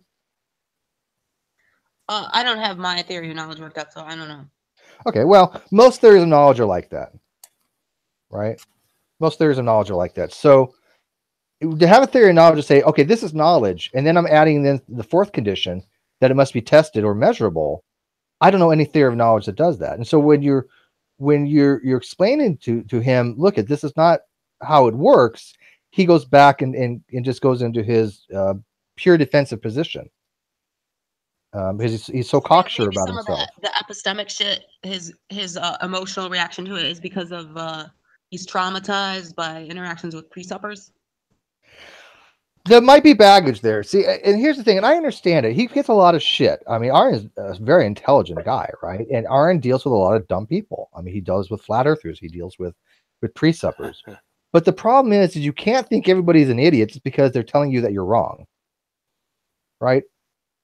I mean, his video with Ozzy was 90 minutes, and Ozzy was making a great case for Aaron, and Aaron was just blowing it all off. And if anybody says to Aaron, "Yeah, I agree with Ozzy," he puts you in this category of, well, okay, you're an idiot. And it's like, that's not a fair position to take. These are not dumb people that we're dealing with. These are not people that are just off the street that have some kind of basal argument that they're trying to run by you because they have precept God's existence, right? So I don't know. I really wish Aaron would just try to be a little bit more considerate, open, considerate, or open to the fact that when it comes to philosophy, he doesn't know what the hell he's talking about. And I'm not saying that I do, but I recognize that he doesn't for sure. As much as I like his videos, I admit he's not good with philosophy. That's the general consensus. No, he's not. His big thing is, you know, his paleontology and biology, which he's outstanding with. Yes, absolutely. And I love Aaron. I think Aaron does a great job. I think Aaron, you know, is a huge member of the Great Debate. He's outstanding. But when he simply, but I would not be an atheist. Sorry. Well, I was gonna say, he's so passionate. Yeah, but when he puts forth this information that people are, not just me, but multiple people have corrected him on, and as they say, his brain hits reset the next day. He's like Matt Bell when it comes to that. He doesn't take anything on board. It just starts over again from a new day, and it's like back to square one again. Speaking of Matt Bell, he's wrecking Tommy right now on MK's room. Tommy Hall? Yeah. What the hell are they having a conversation on?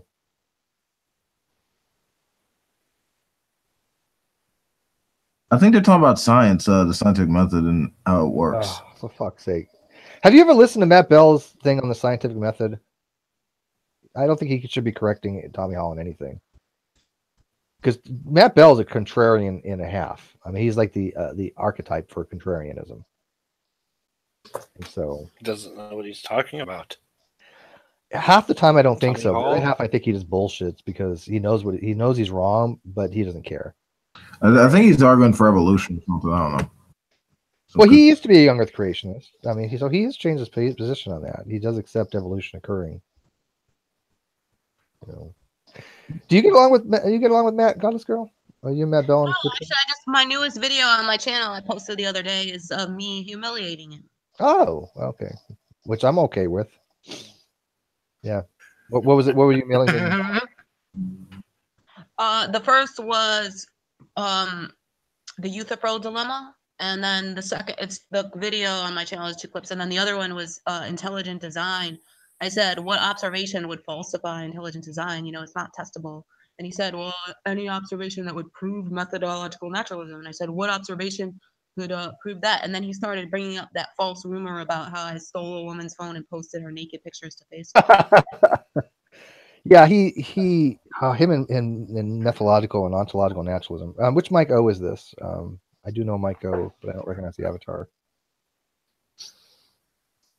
Mike O, if you want to be seen, type in the group chat. The outside feed can't see him because he's not shown yet. Which Mike O is this? Hi. But Hey, to get you know, why he's typing well, in how's the group chat. everything? Give me a Go ahead. quick summary, Steve, of how things have been with G-Man, because I know there's always drama between you and G-Man. Like, just summarize your past year with him. Really, like, short summary. Okay, so short summary. G-Man and I kind of reached a little understanding because we both want our channels to grow. We both want more positive conversation. We both want less of the trolling, less of the negative stuff, right? That we all know there was a shit ton of crap that went down a month or so ago. I don't want any of that crap around. I think it just takes away from the Great Debate community. I think it takes away from the channels. I think it takes away from the discussions, and I think it's just pure bullshit. And I think it's a waste of time. It's just the trash talking. I'm not interested in, right? And I think G-Man wanted to get away from that. He wanted to get away from Dragnot and Sam, that kind of stuff. And so I said, okay, well, let's try to build up the conversations. But unfortunately, I see G-Man falling back into his old ways pretty quickly. He responds to the trolls more than he should. He also had made a video. He called me up and he said, "Hey, Steve, have you heard that there's no more separation of church and state?" And I'm like, what are you talking about, dude? He's like, yeah, I just watched the video, man. Trump has got rid of separation of church and state. I'm like, okay, first of all, Trump that was retarded. To do that. That's a constitutional thing. You Yeah. can't. Right. When I was like, I don't know what you're talking about, G, but whatever it is, you think you got something fundamentally wrong. And I looked at what he was talking about, and of course, you know, you got it fundamentally wrong. And I told him, don't go on air and talk about this. You're going to make a fool of yourself. And what does he do? What does he do? Yeah. So, so you were the agnostic. I was the agnostic. He was the agnostic. Yeah, he was the agnostic. He called exactly because he said I had called a prominent agnostic in the group. Yeah, he called me. And his video was hilarious. I'm not gonna lie. I'm sorry. I feel bad, but I was enjoying watching that train wreck. It was hilarious because he was right, though. It was hilarious because he was so wrong. He got everything wrong. It's like one would think that you'd look it up before you make the video. I mean, I would. Well, first of all, okay, the what Trump said was not. He said it was in the news that day. It wasn't. That was back in May. Second of all, the Trump amendment that he wanted to repeal the thing in the House bill to repeal the Johnson amendment didn't even go through. In the final bill, it wasn't even in there. Wait, he tried? Trump did to try. Yes. What the fuck? The Johnson amendment. Okay, but here, let me explain this to Cyborg first. The reason it wasn't the violation of church and state. What the Johnson Amendment was trying to do was prevent people from the religious groups from like endorsing a political candidate from the pulpit and things of that nature. They were trying to keep their tax exempt status, right? They're 501c3 or 503c3, whatever, 501c3. So what Trump wanted to do was to take that loophole and make it bigger and say, okay, look at. If you're a political activist and you're in the church, you can go in front of your congregation and to promote a particular candidate, and it won't be considered a violation of the tax code. Wasn't anything illegal, right? Anybody could always do this. Yeah, he tried to make it that executive order and it didn't pass. It didn't go through. You can do a lot better in the next election, you know. But the thing is that Trump's thing didn't go through, and so that amendment wasn't even in the House bill, and so the Johnson Amendment is still in full effect. So under well, Steve, you're also talking about a guy who used a satire site to talk about giant human skeletons. I agree. I've noted that as well. That G-Man's ability to really look into a story and to do his due diligence and check the veracity of it is minimal. I mean, I don't talk to these people that think there's no separation of church and state. I've got family like that. Well, what's worse is and this is a tangential thing, but I was trying to explain to G-Man, theists should want separation of church and state. They should be the ones out there, especially advocating for separation of church and state. Because what happens if your particular religion doesn't become the established one, the theocracy, the one that's promoted the most? Now, it doesn't even have to be that the state promotes it, but if the state is at least advocating for it in a way that they're saying, okay, our preferred religion in this country is this. Well, how do you know it's going to be your preferred religion? Steve, you're getting the wrong idea. There are Christians on the right here that are completely horny about the idea of like Saudi Arabia in America. I think there are a select few, and I think that's a very slim group, and I think that they're looking very short-sighted. And I don't think why do you think they buddy up with Trump? I mean, like he panders to their views a lot, right? Because they think though that their predominant view on religion is going to be the one fostered, right? The evangelistic Christian. Oh, real quick, I just saw this. Do you really think that G-Man even knows that the separation of church and state is written in the Constitution? I don't know if he knows that, or if he knows it's still in effect. I mean, it doesn't just go away. It doesn't. The president can't do that. Real quick, Goddess, do you want to talk with Shannon? I just saw that. I could make that happen. Yeah, when? Tomorrow, the next day. Sure. Now remember, she's 4 hours ahead of me, so she usually does her at 9 or 10 o'clock at night. So it's about 5 or 6 for me. Okay.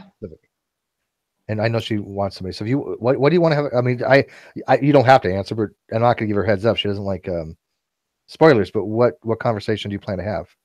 Well, I'll just have her tell me what her positions are, and then I'll find a vulnerable place to attack. Okay. All right. I'm okay with that. I mean, that's what you do. See, I don't give any spoilers. And here's the thing: we all know Godless is a troll, so she doesn't know Godless's power, and so her superpower, as it were. So if for her to have a conversation with Godless, she doesn't know what to expect, right? True. So that would be interesting, wouldn't it? Going back to what you were saying about if it's their evangelical brand, that's when they'll turn around and they'll say, well, it's a Christian nation, and they'll cite money, how it says in God we trust. But I'm like, okay, Article 6, Clause 3. I mean, it's not that hard. Yeah, and that fact, not only not are we a Christian nation, the founding fathers wanted to avoid that at all costs because of the situation with the Puritans and the Quakers. They didn't want to get involved, and they're like, this is make this a place where there is no there is no church involved with the state, and the state is neutral and all that. That was set that way for a reason. Yeah, well, the search for knowledge is always inconvenient for those who just want to deny it all the time. So, Hail Satan, baby, hail Satan. Yeah, I don't think they really look into their own history. No, it's much easier to have some sensationalist tell them, "God we trust, it's on our money." Yeah, and the term God being used in the didn't start till 1864. Yeah, and the term was more of a deistic position too. It wasn't like this theistic where God, the Bible, was being utilized. Right. It doesn't say in Jesus we trust or anything. Right. Exactly. And that's a good point. I mean, that's something to be pointed out. I mean, they're talking about not even something, not even a corporeal being per se. It's like when you say, okay, this tornado was an act of God. Okay, is the insurance company literally saying that God made this happen? No. Yeah, I've always wondered that too. I've looked at the insurance clauses and it says acts of God, and I'm like, wow, that's interesting how they phrase it. But what it means is basically things, completely out of any human. It's a term used to mean something like you said, right? They're not actually and that's what I'm saying, that people have a hard time looking past the words themselves. And they don't go into the invectives the implicatives of what the context of the conversation is about, right? Well, because they always have to attach the dogma to it. There's always a dogma aspect. Like I was talking with somebody not too long ago about the aspect of like what you were saying. They were talking about in God in terms of deism. Well, most of the founding fathers being Masons. I'm not a Freemason, but what I do know is that one of the cornerstones of membership is that you have to be a deist. You don't have to be any specific religion. So, the proof is in the pudding in terms of the authorship of the Constitution. It was based on deistic beliefs, not Christian. Absolutely. My father was not my father. My grandfather was a 32nd. Okay, so you know what I mean. And it is just, you have to have a deistic, at least minimum God belief. And what they mean by that is in theistic Christianity, classical Christianity, God is a being that involves themselves with the lives of people. He's something that has a hands-on approach, right? If you don't believe that, then according to classical theism, you're you believe otherwise. You believe that God doesn't exist. You're an atheist. But they would consider anybody that doesn't have that belief that God is interactive, but believes God exists, to be a deist, right? But a deist would fall under the non-theist category. Well, and that also goes into like a lot of the old terminology and speeches and everything. Like we leave our cause to God. In other words, that's something out of our control. Going back to the insurance claim thing, things beyond our control, we leave in the hands of that's the deistic control. But it does not, as you were saying, have any kind of dogmatic connotation to it. And But if I say, look, I believe in God, but I'm not a theist. Under classical theism, that would hold true. The reason being is, I believe if I'm a deist, I would not be considered to be a theist under the classical theism. Yeah, but then hyper Calvinists would say something like, "Is that under what kind of logic are you using for?" No, I'm sorry. Yeah, well, that was just a painful debate to listen to. It's hard. It's hard for people to understand that. They think it's a contradiction when you say, "Well, I believe in God, but I'm not a theist." Yeah, and you would have to explain to them under what conditions that holds true, and that only holds true under classical theism, which most people don't really go by. I know a handful.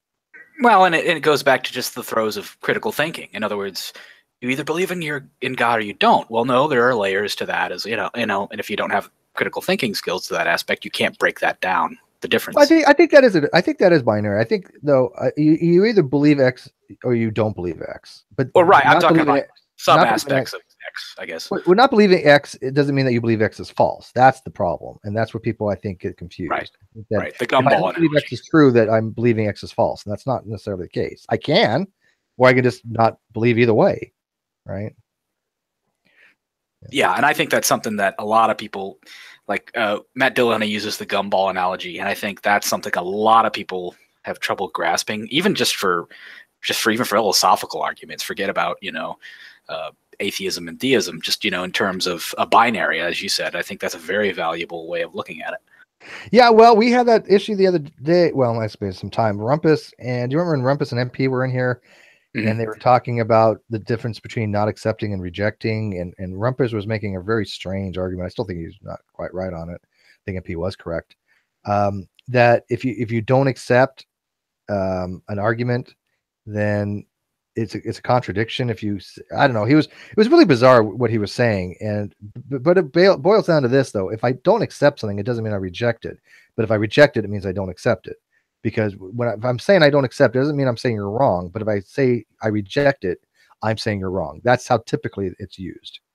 I just like yes, no, and then there's I don't know, and I think people forget about the I don't know, or like the positive, the negative, and the ground wire. I don't know. You could use several analogies, or but then they say when you say I don't know, then they say it's a knowledge position. It's like just because I say I don't know does not make that a knowledge position. I don't know means that's a colloquial way of saying I'm suspending judgment on the proposition. I believe I cannot answer it. It's still a belief position, but they hear that they see that word no, and they jump to it's now dealing with knowledge claims, and it's not. I'm not making a knowledge claim by saying I don't know if X is true or not. Well, it's those gotcha terms that like they can always latch onto. It's just like, all right, look, we have to use some of these words in order to have a conversation. So it's like when I say no, I'm not talking. I'm telling you, you got to spend like 30 minutes just working out terms so everybody's on the same page with this stuff anymore. Yeah, it's like we should have a laminated cheat sheet or something. I don't know. Well, Nestle got a nice one that he put in the Great Debate community. He put some little wiki page articles on that. So, yeah. But anyways, so anybody else got anything they want to bring up? I like I said, I know I haven't been on air much the last couple of days. I will be having a couple more hangouts next week. I did want to ask you. I sent you that message on Google Plus about theistic evolution. If you contacted General about that, because at the tail end of your conversation, I can't remember his name.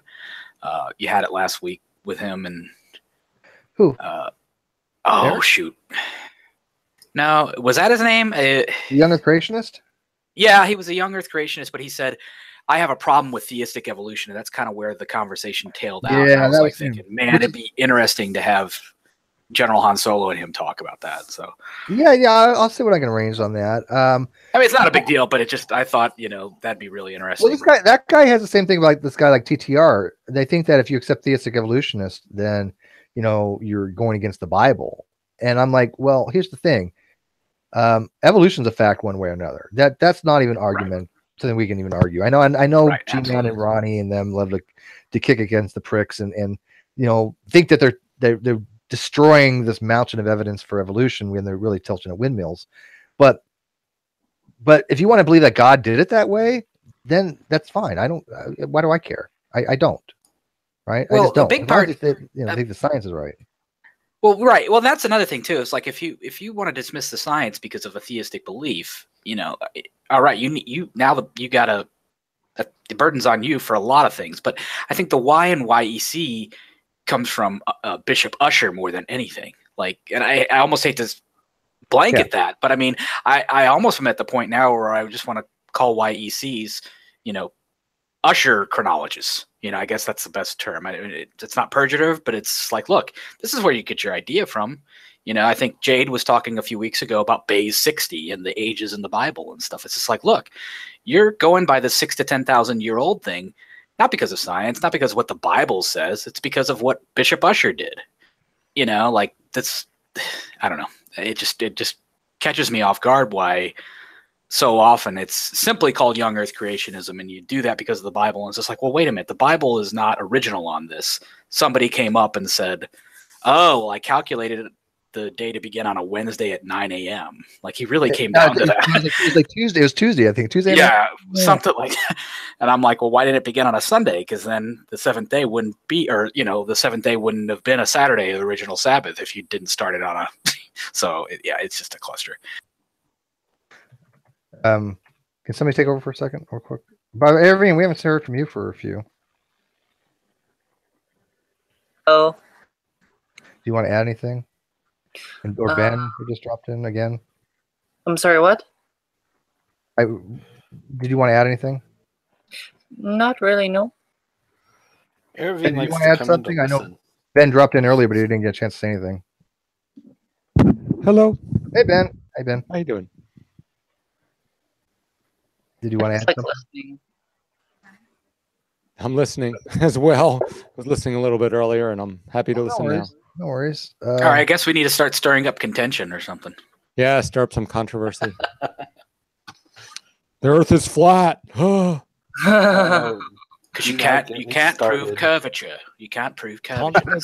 It's perspective. It's perspective. It's perspective. That's my. I thought the Earth was actually a wave. Oh yeah, you guys see Dolo's latest Earth wave. I do like the prospect of the B side of the flat Earth. What's on is that hell or something? The flip side? That's the Deep Cuts track on the Pink Floyd album. That's the Upside Down, man. Yeah. I listened to that hangout and I still have no idea what connection was made to even a wave. I have absolutely no idea. There isn't one. People have said it again and again, Ahmed. I mean, aside from his first initial statement that it was a wave, did he even mention wave? What are you talking about? What is this? You remember Dolo? Yesterday, yeah, Geek Room yesterday was had a hangout reviewing one of that Pilot Man's videos. That's new Pilot Man video. Oh, and he was saying that the Earth wasn't flat. Okay. Yeah, Dolo. Right. Yeah, Not, he was saying it wasn't flat. It wasn't round. It was a wave. It's a wave. Yeah, okay. How do you pronounce his name? Dulo, Dolo, the Pilot Man. Dolo. Okay, I gotta tell you, Dolo is probably an idiot savant in some ways. He is the most creative person I've ever seen throwing words together that make no sense. And yes, like poetry. I think he's actually a lot smarter than people give him credit for. I really do, but he doesn't know any of these things. He doesn't understand science or anything like that. I think he's an idiot savant. That he has a very good power to be a wordsmith. Light boss, bitch. I mean, am I crazy here? No. Okay. Okay. Because it's just like he's magnificent. That first hangout you did with Skylar Fiction. Yeah, but like, was just to be a wordsmith, you kind of have to like throw words together that kind of make sense, and not necessarily. I think if you're him. Not if you're him. Not yeah. if you're him. Nothing he says makes sense, but it makes sense so beautifully. I'm about to say, have you listened to Rocket Ronnie talk? I mean, he's like the king of word salad. I mean, he's got to fit a grit name after him. No, there's nowhere in any chance hell that anybody can consider Ronnie to be a wordsmith. I mean, No. I meant like, no, he's no pilot. No, he's a word salad bar, I guess is what I meant to say. Totally, maybe like a stream of consciousness lyricist or something. Would work well for that kind of skill. Yeah, every video that I've seen from Ronnie in the last month or so is just being progressively worse. Well, I was about to say, Steve, aren't you owed money by Matt Dillahunty or something? Have you ever collected on Matt that? owes me $20, yeah. For what? Oh, this is good. Matt had issued a challenge on the Atheist Experience that if somebody could turn it, what Ronnie had said into something meaningful, he had given $20. So I took up the challenge and I made a video, and I made it meaningful but comical. I mean, obviously it was supposed to be satire. And so which video was this? It was about a year ago. It was a while ago, but I mean, you did actually a pretty good job. But what was funny is even after you quote unquote translated it, it made sense, but it still wasn't valid. What he had yeah. But I mean, I wanted to take the challenge light and say, okay, I'm going to do this in a way that makes it into meaningful, because now it's humorous. That has meaning. It's funny. It has a purpose. Even though I didn't twist what Ronnie said. No, not at all. You did it perfectly. Thank you. I went on my way to make sure that I translated it in a way that I wasn't twisting what he said. But that's why, I mean, even after I read it, though, I was just like, so bizarre, what he was saying, so odd. Yeah, very odd. Just bizarre. And I think that's one of his quote unquote strategies that he uses, is he thinks if he uses a combination of very complex words in a certain order, you know, I think he has these phrases that he uses because we know he's read stuff right off bat in a lot of his statements. He has, I can tell you yeah. word for word what he says. So he thinks, you know, so I think that's one of his strategies, but I think he never got to a point where people would just, you know, there are people out there who understand the English language and read beyond a 6th grade level who can, you know, look past this, you know. It's like, I don't know. My English teacher would be ashamed, so. Well, I can tell you right now, when he starts talking about anything with ATP synthase, anything with G protein coupled receptors, anything when he talks about the 7 transmembrane domain receptors, he loves that one. Whenever, which basically, by the way, is a 7-pass or. Oh, fuck that! He just gets the world's biggest hard on whenever he's talking about those subjects. Yeah, but I don't know why he separates them, right? I mean, if you look at a G protein coupled receptor, and I was looking into this way back when I did my debate with him, I was, you know, making sure that I was having a decent understanding of what a G protein coupled receptor was, and I'm like, this is a 7 transmembrane domain receptors. I mean, you can see it pass it 7 times. Right? I don't know why he thinks there's some kind of distinction between the two. Oh, you mean the debate where you showed up and he forgot his PowerPoint or something? He was tuning his guitar, so he didn't have time to make a PowerPoint. Right. Yeah. Tuning his guitar? Tuning a guitar does not take... Never mind. Wait. Yeah, no, he said when you can't... That was his excuse? Oh, yes, that was his excuse. Guitar in the first place. I swear to you, Bod. He had bugged me for how long? A year, maybe, to have a debate with him, right? And I had offered before that. I said, I will have a debate with you on is ATP's a turbine. And I had a big old presentation. I showed the rumpus, and I showed, because he's a physicist. And he said, yeah, your data looks good. You know, your equations are right. This seems right. And so that's the weakest. I mean, how long does it take to tune a guitar? It's like 3 minutes? Hang on. So he backed out of that one because he went on his own channel and he said, hey, Steve wants to have a debate on this, but we're going to talk about evolution. I said, no, that's not the topic. I didn't debate you on that. I wanted to talk about your argument ATP synthase is a turbine, because a turbine is something I used to work on. And turbine is what I took turbine theory. And I understood full well that turbines convert fluid energy into mechanical energy. That's what a turbine does. You need a fluid. In ATP synthase, the motive force is not a fluid. It's a differential in gradient from hydrogen ions on one side as opposed to a lower amount of ions on the other side. This goes through a channel. It produces a conformational change on the C ring, and that causes the ATP synthase to move, to rotate. Okay, I mean, we most of us have looked into this. We know how ATP synthase works. We know about the binding sites. We know about the what's called proton motive force. So it's a proton motor, sure, but he's calling it a turbine. So I wanted to argue with him on that, why it's not a turbine. Anyways, long story short, when he in that video did so poorly, his excuse was, well, I really wasn't that interested in the topic, so therefore I was too busy tuning my guitar, and I wasn't really hearing what Stephen was saying. That's how pathetic he was. It's like in the movie, what was it, Boondock Saints, where it's like, I need to send you a book of Proverbs. It's like, we need to send Ronnie a book of bad excuses not to use. It was absurd. It was not. He wouldn't take the time to read them. Yeah. Like, I read the abstract. And he only said that like 6 months after the fact, right? That's right. Like, oh, I got to come up with a better excuse. I was tuning my guitar. This is I'm not familiar with him. This is Rocket Ronnie. No, that's a. Rocket Ronnie is empiricism. Yeah, true empiricism. Rocket Ronnie is okay. There's a couple of different reasons why people have given him his name. Rocket Ronnie was because he used to be all over the place, I guess, and talk really quickly, and so they called him Rocket Ronnie. And it was also called Ron the Magic Man because he would love to tell you what you were thinking before you even thought it.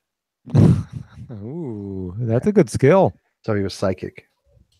He's gotten away from those two things. Now he's just someone who doesn't want to understand what an actual fallacy is. He doesn't care because his arguments are so bad they rely on fallacies to even make sense to him. Well, why wouldn't he, without looking at his silly vid, why wouldn't he think that ATP synthase is an enzyme? Well, okay, that's another controversial thing. See, here's the thing. When he said that, I think God, I'd want to give him the benefit of the doubt. It's so hard to with Ronnie. Jake Herder had a discussion with him, and he asked Jake Herder to describe ATP synthase, trying to like do a sharpshooting of it. And the first thing that he said was ATP synthase was an enzyme, and Ronnie, I think, jumped the gun, you know, trying to try to point out that he was wrong, and he said, "Oh, you know, ATP synthase is not an enzyme." And I'm like, what? Yes, of course, it's an enzyme, and then he tried to rationalize that away by saying, well, it's comprised of enzymes. Well, so what? It's still an enzyme. Right. It doesn't mean he's not an idiot. That's what he said. Yeah. Yeah, he said, I can't remember the quote, but yeah, he's got some. He said, everybody's like talking about how I know the lore of, I do know the lore of the Great Debate community pretty well. He said, just, even though I may not be a scientist, just because I'm not a scientist, that doesn't mean I'm not an idiot, which I agree with him. Yeah. Well, he should have taken out the word "not," like remove "not" from the sentence. He would have been okay, or a little bit better. It's just the funny things he says, right? And you know, I'm not going to ever stop pointing them out. Like, this channel has always been about mostly dialogue, but come on, we do have fun occasionally pointing out some of the things they say. I'm just not going to have a 4-hour hangout on Ronnie. I'm not going to make 4 videos in a day talking about Ronnie. And other people want to do that. That's fine. Let them. I don't watch their stuff. It just bores the crap out of me. Sometimes it gets brought up. Like now, we could talk about it. It's toward the end of the hangout. I'm fine with that, right? But I'm not going to go on air and just, oh my God, Ronnie did this. Or, oh my God, G-Man did this. It's just, it's so boring to me anymore. Well, even on is Tommy is Tommy still talking with Wolf King was reporting on it, talking with Matt Bell or whatever on sites. I don't subscribe to MK, so I don't know if he's live. Well, no, there was a thing you had with Tommy. It was a while ago. I think it wasn't quite a year ago, but it was where Tommy was talking about if you put eyes into the spinal column of a horse. Does that ring a bell? Yeah. And I can't remember where he lied, but he lied big time, and he was caught on it. But can you give me some context on it, Steve? Because it was a really good thing. You see, this is the reason why I like the fact that Tommy has blocked me as of like the first day you're part of the ever block. met me. Oh my God! The first time I was dealing with it, he blocked me. Is that a 1950s horror movie? Eyes in a spinal cord? No. What started with that I wish it were. There's so many years of conversations we have. I don't know how I remember some of this stuff, but that conversation started with eye spots and how the possibility of eye spots being able to detect motion on flatworms were because next to nerves, some kind of ganglia, some kind of nerve or something like that.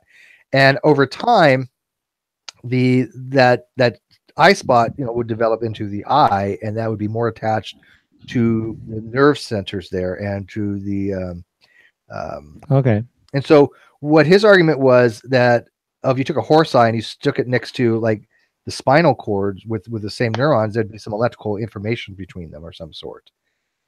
But it doesn't mean that he thought it was going to be like, oh, if you took a horse eye and you put it, directly to the spine, it's going to be able to see. That's not how it works. Nope. Well, it has to be attached to a center in the brain that works to. Yeah, he got a lot of anatomy. There's a lot of things that he jumbled up, right? And I think that was the interesting part, because he couldn't understand the difference between the fact, and I think he did, he just wouldn't acknowledge it, that he understood that synapse exchange was taking place, but those synapses were not producing any images. Right, exactly. Yeah, exactly. And he was lying about it big time. Exactly. It just was, but because it's synapses going off, just because there's some firing between things. If I remember correctly, was it dendrite and axon? Yeah. Right? Yeah. It's been a long time since I looked at that stuff. But yeah, just because there's some firing between them, and the new thing that he loves, by the way, voltage gate potentials and voltage of the neurons, right? You always hear Ronnie talk about at 70 millivolt, blah blah blah. Well, cool. Well, his funniest thing was that like 6 months ago, I had an offer with Hawkeye, and Hogtie happens to know a lot about neurology. And he was like, that's one of the most basic things the first day on neurology, you learned about Volter's Gate potential. Yeah, that's the toilet theory, whatever thing. Yes. Yeah, it's like negative. Was it 70 microvolt? Well, I don't remember that shit, but had them so long ago. But yeah, it's what it's very. But he's trying to put this like he's like a PhD level because he knows some very basic stuff. Right. It's certainly on Wikipedia and any kind of basic textbook. Well, he gets one a lot thing of I stuff. wish. Yeah, well, that and what is it? Evolution News and Views or what? I don't know. But he does something, and you can tell he's doing it just by looking at his camera. He's looking up, like Google is getting to a point now where it's like you can't just say just Google it, because depending on what you type, it'll feed your bias. Like I bet you what he does is find me a paper that debunks this, and those are the words he kind of types. And when you do that, and you're not searching objectively, that's the G-Man search engine. Yeah, the first thing you're going to Oh find my is God, we should make that. Let's do that. Yeah, the first thing you're going to find is the thing that supports your bias if you search that way. And he does that, and he finds these papers, but what he doesn't realize is A, he doesn't read the abstract, and B, he has no idea what the person, he just says, there you go. Right. And, what I can't grasp is that he also at the same time uses the argument, and I think he said this one time in a statement, that they use big words on purpose so that lay people can't understand it. And I'm like, right, that's why only so many people can get a PhD,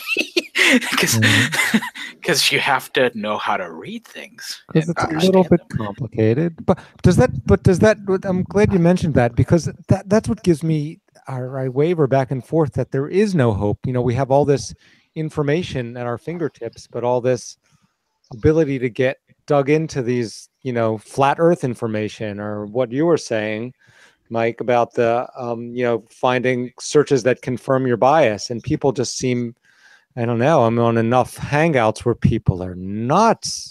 Well, they don't know how to disconfirm, right? It's easy to find information that supports what you believe. We all do that. Right. But I do a lot. I know we've all done this. I know we've all said, okay, I want to find out if I can find out information that's contrary to what I believe right now. Right. I mean, that's the best way to go about it. And it's just like, okay, I can't find anything. Or if you do, you're like, okay, why is this person saying that this is wrong? And then you look into it. Well, and it's important because, and I'm probably the wrong person, but like Sam, you could probably talk to about it. Like he does a lot of data processing where he's at right now. But when I did my thesis, I did a lot of research, and I do a lot of research for my job. And you're not going to find the information you're looking for to support any kind of argument if you simply just search, the end process. Like, this is what I want to find out. Therefore, these are the subjective terms I'll use to search. And that goes all the way down to the most simple thing, like, was Ulysses S. Grant a smoker or something like that? Or, you're going to find, I don't know why I saw that. I was watching a documentary the other day, but I mean, you're putting in Ulysses S. Grant plus, like, you remember Alta Vista search engines on Netscape? I don't know if anybody's old enough, but where you would simply put word plus this, back when there weren't so many articles out, you could search like that, and you could find only so many articles. Well, now with Google, you could search something very, very loose, and you'll get several million, if not billions, of results. And in this day and age, people, I think, people who've put the information out there have capitalized on that and said, I can put, a blanket thing on here where I'll get so many hits and my ads will get the most attention and people will believe this. I mean, Facebook's a good example of that. It's just, we've gotten to a point, I think, now where there's so much information out there where when you simply say, just Google it, it's no longer that simple anymore. Right. So you have to actually think about what you're looking at, like you used to when you went to the library to do report. Yeah, most of us are old school where we actually have the card catalog. But see, with the Google, just Google it. There are some basic stuff that I don't really want to spend a long time explain to people. And it's just like, look at it. 5 minutes on Google, go check it out. I mean, it's still not worth going into that much detail anymore. Well, and I think that's the thing when it comes to simple things, like you guys were talking earlier about prime numbers, and I almost said, oh yeah, what's a prime number? And I was just like, well, wait a minute. Technically it isn't, because you can't say a prime number is, anyway, I can't remember the reason, but I just Googled it just to see what the several reasons you cited were, and one of them was what exactly Hogtie was saying. So there's something that's fairly simple, but when we get to stuff like that, stuff that Tommy is subjective about and everything, the more complex it gets, you're going to run into all sorts of stuff and all sorts of special interests that are going to be against it. Case in point, evolution, news, and views. And I think the major marrying point about all this is really just an overinflated sense of ego. I mean, have you guys actually seen Rational's little quote of Tommy recently? No. Which was? No? Rational Wiki, or what was it? No, Rational Mind. Oh, no. I don't think so. He took a little snippet of one debate, well, not debate, but rather a thread of Tommy's, in which Tommy had this gem of a quote. I would be a much better scientist than 99% of scientists if that is what I wanted to do with myself. In brackets, which I don't. Wrap your head around that one. I don't know if I want to. That hurts. My spinal fluid just leaked out of my eye. I could fly off a building higher than anybody. Right, if I wanted to have wings, but I don't want to in bracket. I could tune my guitar really well if I wanted to. But it takes too long. Oh my gosh. Jeez. Yeah, but that's what's. Is it? Do you think that people? I mean, we now have this big. Everyone, not everyone, but everyone on here certainly has at their fingertips the ability to Google search anything, and it's like, oh, see, it's a fact. Mozart was black. Well, anything they read on a blog, right? It's like, oh, it's on the internet, must be true. Right. Like that's why I like to get I even when I find something in the news, I check other sources. Well, right? that's the thing. Like That's the thing. That's the thing. Because I originally saw this particular quote. This is just a real pale reflection, but like I saw that original quote posted on Rational's Mind, and because I'm blocked by Tommy, I have no idea actually how to get to the original quote. Why did Tommy block you? But what was? I mean, is there a reason behind that? You're not the kind of person that people just block. I mean, you're not like you're. It was the first interaction. It would have been about a year ago now. The first interaction I had with him, he was saying some shit about how there is absolutely no probability whatsoever that a cell could arise by random chance, and then the probability was like 1 to the 10th power 64 or something like that. And I just went ahead and just said, you have no idea about math. And he threw a fit. He threw a fit and instantly blocked me, and I haven't been able to see a post since. This is what you evolutionists, you gravitationalists, and germ theorists do. You're a gravitationalist? Yeah, you're a gravitationalist and an atomic theorist and a germ theorist, and you might as well. Every time he says evolutionist, I just want to be like, Tommy, just stop, please. No, well, that's the thing. I actually went to a non-cache, non-cache. What do you call it? The Google Chrome's private page. What's that? Incognito mode, and I went ahead and went to that particular Google Plus page and specifically found the place where Tommy said that quote, and only then did I ever actually come to this particular hangout and read it out. I never took a quote directly from Rational Mind. Now I know this is just a very, very small example, but I like to go back to the original source and the original quote itself before I put shit out anywhere. And I just don't see any of these guys, Tommy, whatever, True Empiricism, C. Brown, G-Man, they don't do any of that shit.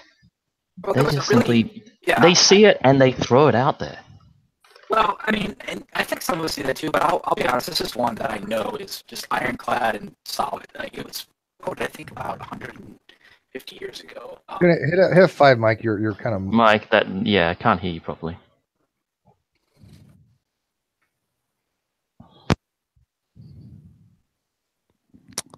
Let us pray to Darth that he comes back soon. Maybe his mic will evolve. Yes, evolve. What are the mathematical chances that it'll evolve?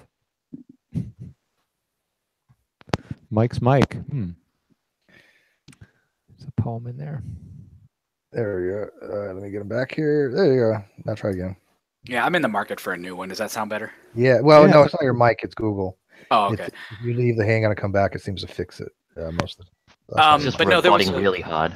Yeah, sorry about that. But there was a quote, I think it was about 150 years ago, and it said, it's very poignant. It said, "Do not believe," I think I might get this right, "do not believe everything you read on the internet, Abraham Lincoln." He said that. I think it was around 1864, just before he was assassinated. That sounds like something he would say. Yeah, I'm sure he was a big fan of. Well, yeah, I mean, this is a real quote, though. I mean, yeah, obviously. No, that's not real. Of course, but that's my point. There's just, there's God. You're saying what? You're saying Lincoln didn't like the internet? Are you saying he was like against having the internet? Well, he was more of a Motorola two-way pager kind of guy. He was there for net neutrality. That's what he was. He was for net neutrality. Yeah, he would be for net neutrality, right? Well, I don't know. Fuck if I know. God damn it! What the hell? How the hell would I know what his stance? I think he would have been for net neutrality. He was Lincoln. You know. And fuck, I'm an Australian. Okay, I'm an Australian. I don't know this shit about you don't politics back in the 1800s. Fix your shit down there, brother. I don't know what it is about their internet. I don't know. I mean, you guys are not like a poor country. It's not like it's a third world country. Why the hell do you guys have shit internet? I mean, is it still copper wiring or something? Yeah. There was a session I remember, Steve, you were in with Jade, and you guys kept on saying, "Dang, Jade, quit using the Motel 8 next door for Wi-Fi." Or whatever. But exactly. There was one where she kept refreshing because she was roboting hard, and you could barely make her out. But every 5 seconds, she was like, "God damn it!" She hasn't connect. I felt so bad for her, but I just hearing her is just like, God, this is painful. Hey, real quick, did you guys like my meme? I thought that was cute. The meme I did on Nancy Pelosi. I don't think it's in the Great Debate. It's on the page. Probably didn't. It's something along the lines of like, Trump's wool jacket $1,000, Melania's stay spas $49,000, Trump's golf trips, like 49 million. The price on Nancy Pelosi's face during the State of the Union, priceless. She had such a scowl on her. It was awesome. It was a pretty epic resting bitch face. Oh, wasn't it? Wasn't it? It was like the definitive resting bitch face. She was just like, that's because she had said, she said, I've never heard that before. She said yesterday, or it's not yesterday, last year or a year before that, or something like that. She said, Trump will never become president, mark my words. And so she was eating on that one. Here's what we need to do. We need to get that. We need to get that picture of her and get Pew Review to crop Ronnie's face on it and put out bitch bait. Just for grins. I shouldn't say that. That's gonna want to have skill. You hasn't been around much. I don't know. Everybody's been kind of like quiet this year, these couple months. I think it's because all this stuff in Florida has been going on with the Falcon 9 Heavy and. That went over. I mean, the Falcon 9 worked though, right? I mean, it launched it fine. Well, the not the Heavy. The Heavy hasn't gone yet, but I thought the Heavy just launched. I thought I just read something along that lines. Well, no, the Falcon 9 launched, not the Heavy. Oh, no, it didn't. Rockets don't work in space. You guys are all wrong. So shut up. Yeah, he's got the way of it. See. Now I know Vandenberg just launched that one here about a week or two ago. Listen, aren't you close to that airbase, Steve? Or how? I'm not too far. I looked, I didn't see it, but maybe I just got the wrong time. I'm probably too distant to see it, but I mean, it's not like it's next door to me. It's a couple hours away. But a couple people in the live chat said that they saw the missile launch. Was it really appropriate to call it a missile? No, I'm just kidding. Yeah. Yeah, it is technically. It's a pointed object with velocity. I mean, it's not like weapon. A weapon. It's not a weapon. Yeah. But anything that's a projectile is considered a missile. Now, I would use the term rocket. Obviously, missile does invoke weapon of some sort, but it doesn't have to be. So I guess Godless Cranium is having a hangout with Telltale Atheists right now, Paulogia, the Geek Room, and the rest over there. So I think I'm going to send people over their way. I think this has gone on long enough. I am still alive. Look at it. If I'm not heard from a couple days, there's probably reasons. Don't all trip out. But then again, if you guys want to send Tiffany over to my house to come check on me, she can come over. Although again, I was really taken aback because I'm like, who the hell is this hot chick coming over to visit me? Because I've never met her in person before. And so, hey Steve, there's a girl at the door. Yeah, I was like, I thought it was like my baby's mama. I was like, who the hell is this? And I had to ask her, like, who are you? She's like, it's Tiffany. I'm like, oh my god. But she seems really nice. Seems like a really pleasant person. I'm glad that there's something in the area that is nice and that might be able to like go out and do this man on the street type thing.